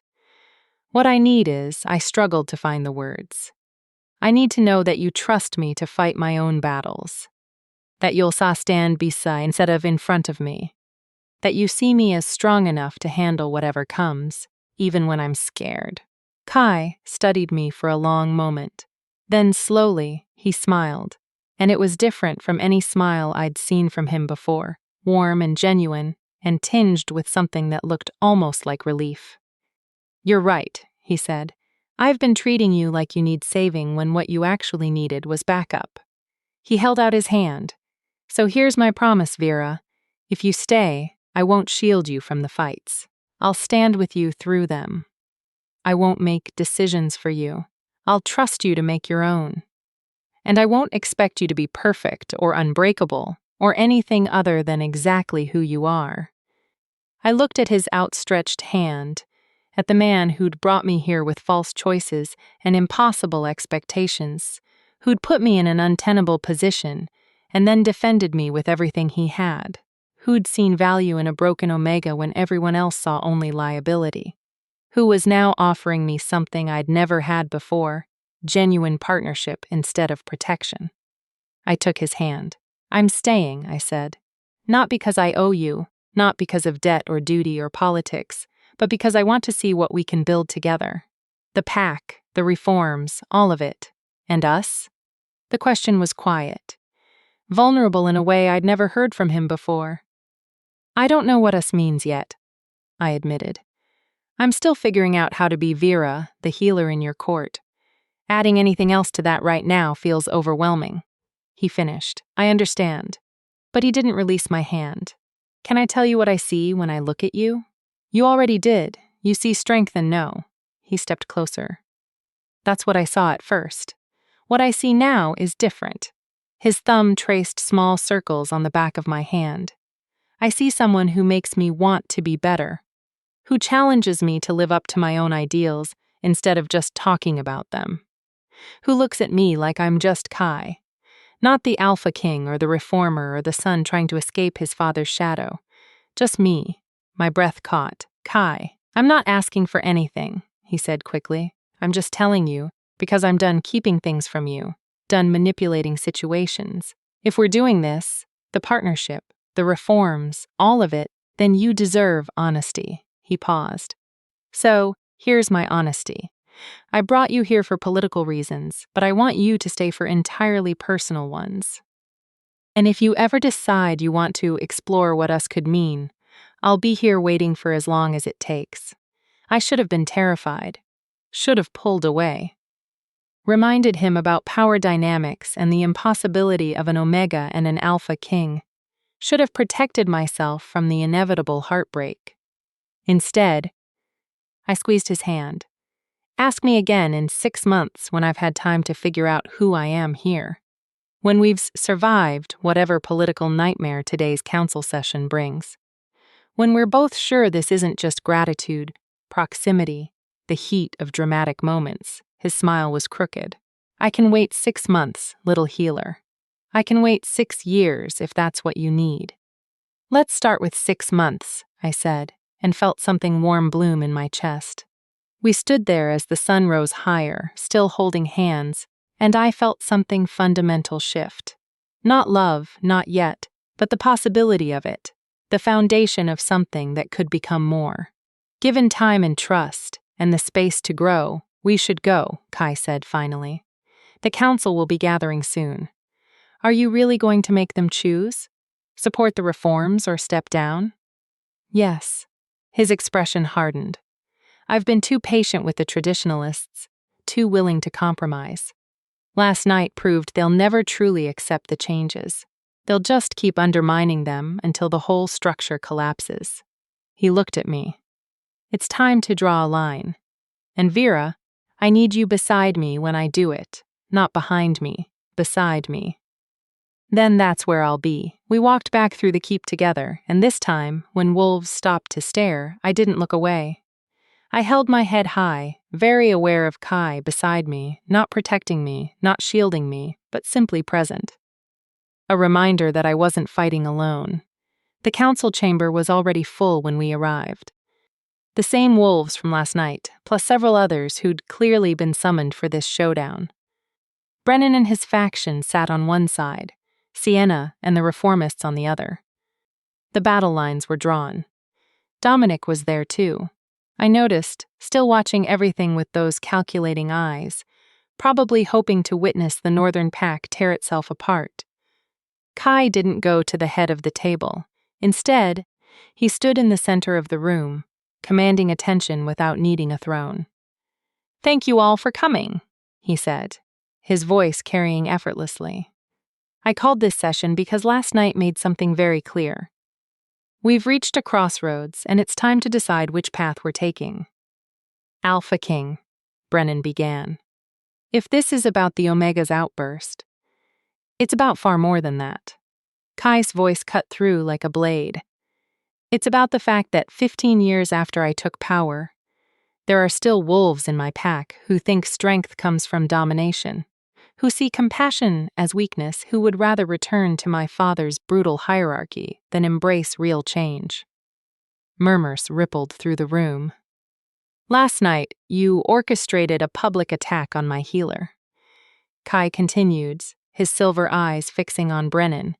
You used false claims about supply hoarding to question her competence. You gathered witnesses to humiliate her. You did everything in your power to prove she didn't belong here. He paused. And in doing so, you proved that the real threat to this pack isn't Omega healers with council status. It's traditionalists who prioritize their own power over pack welfare. That's not fair. One of the other traditionalists protested. Isn't it? Sienna interjected sharply. Brennan, you've spent 4 weeks trying to undermine Vera's authority. You've questioned her decisions, excluded her from meetings, and poisoned opinion against her at every turn, all while patient care improved under her oversight. Supply distribution became more efficient, and the infirmary operated at higher capacity than it has in years. She's an untrained Omega, Brennan shot back. Her improvements are luck, not skill. And the moment something goes wrong, she'll handle it, I said, stepping forward. Just like I've handled every other challenge you've thrown at me for 4 weeks. Just like I'll continue handling them, whether you approve or not. Brennan's face flushed. You have no right to speak in this council. You surrendered your position last night when you oxied. When I set a boundary, I interrupted. when I made it clear I wouldn't be your political punching bag anymore. That's not surrender, counselor. That's self-respect, something you might consider developing. Several wolves made sounds that could have been shock or suppressed laughter. Here's what's going to happen, Kai said, his voice brooking no argument. The reforms are permanent. Omegas, with demonstrable skill and competence, will have access to positions of authority. Pack structure will be based on merit and loyalty, not bloodline. And anyone who can't accept that is welcome to leave the Northern Pack and find a territory more suited to their traditional values. The room erupted. Wolves on both sides started talking at once, some in agreement, others in outrage. Brennan stood, his face red with fury. You can't exile half your council for disagreeing with you. That's tyranny, not leadership. I'm not exiling anyone, Kai said calmly. I'm giving you a choice. Stay and support the pack I'm building or leave and build something else elsewhere. But what you cannot do is stay and undermine everything we're working toward. And if we choose to stay and vote against your reforms in council, another traditionalist demanded, then you vote against them. That's how councils work. Kai's smile was sharp. But you vote in good faith based on genuine concerns about policy, not based on prejudice against Omegas or attachment to the way things used to be. You debate, you disagree, you compromise. What you don't do is orchestrate coordinated attacks on individual pack members to prove political points. He turned to address the whole room. I became Alpha King to change things, to build a pack where worth isn't determined by birth or by how powerful your wolf is, where Omegas have agency, Betas have voice, and everyone has a chance to contribute based on their actual abilities. That vision isn't negotiable. If you can work within it, even if you disagree with specific policies, then I want you here. But if you fundamentally oppose the idea that wolves like Vera deserve status and respect, then we have nothing more to discuss. The silence that followed was deafening. Then slowly, Sienna stood. I support the Alpha King's vision. I always have. And for the record, Vera has been the most competent healer we've had in my 15 years on this council. Thorn stood next. The inner pack stands with the Alpha King, and with Vera, one by one, the reformists stood. Then some of the moderates. Then, surprisingly, a few wolves I'd thought were traditionalists rose as well. Wolves who apparently valued competence over ideology. Brennan remained seated along with 5 other hardline traditionalists. They looked at each other, some silent communication passing between them. Finally, Brennan stood. But not in support. I cannot serve in a pack that elevates Omegas above their station, he said stiffly.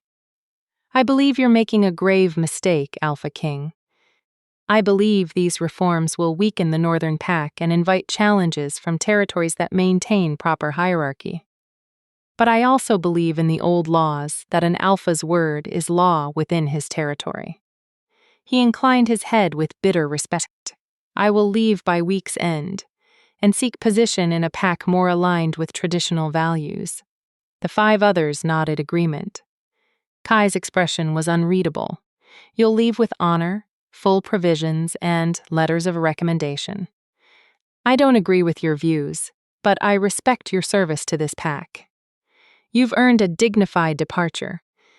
It was more generosity than Brennan deserved, more than I would have offered. But I understood what Kai was doing, showing that you could disagree fundamentally and still maintain respect, proving that his new pack structure had room for dissent, just not for active sabotage. Brennan seemed to understand, too. His expression softened slightly. Thank you, Alpha King. I hope. He paused, looking at me. I hope I'm wrong about this. For all our sakes. Then he walked out, followed by the other traditionalists, leaving a council chamber that suddenly felt lighter, cleaner. Well, Sienna said into the silence. That was dramatic. Kai laughed a real laugh, full of relief and exhaustion. Underrate, Sienna. He looked around at the remaining council members. We have work to do, positions to fill, policies to review. and a pack to run. But first, he turned to me. "Vera, I believe you dropped something last night." He held out my midnight blue cloak. I took it slowly, understanding what he was offering. Not just the cloak, but everything it represented. Status, authority, a place in his council earned through my own actions. "Thank you," I said quietly, fastening it around my shoulders.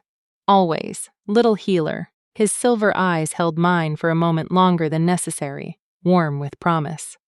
Always. The council session continued for another 3 hours, reorganizing, planning, discussing how to move forward, but I barely heard most of it. I was too busy processing everything that had happened, everything that had changed. I'd come to the keep as a desperate Omega who'd saved some wolves in a storm. I'd been made into a political symbol, tested and challenged and nearly broken. And I'd survived, not by being perfect, not by never faltering, but by being exactly who I was, scarred and stubborn and strong enough to keep standing, even when standing was the hardest thing I'd ever done. 6 months later, I stood on the same balcony where Kai had offered me a real choice. The keep had changed in countless small ways. New healers had joined the infirmary Omegas and Betas who'd heard about the reforms and wanted to be part of something different. The council ran more smoothly with wolves who actually believed in the vision instead of fighting it at every turn. Patient care had improved across all territories, and I had changed too. I was no longer the terrified Omega who'd walked through these gates wearing a cloak that felt like a costume. I was Vera Healer, council member, friend to Thorn, and cautious ally to Sienna. I knew the rhythms of the keep, knew which battles to fight and which to let go, knew my own worth in a way I never had before. "You're thinking too hard." Kai's voice came from behind me. I can hear it from inside. I turned to find him leaning against the doorframe, still in his council clothes, watching me with an expression that had become increasingly familiar over the past 6 months. "We interested, patient, just remembering," I said. 6 months ago, you stood here and told me to ask you again in 6 months. I remember he moved to stand beside me at the railing, close enough that our shoulders brushed. Are you asking? I looked at him. Really? Looked at him.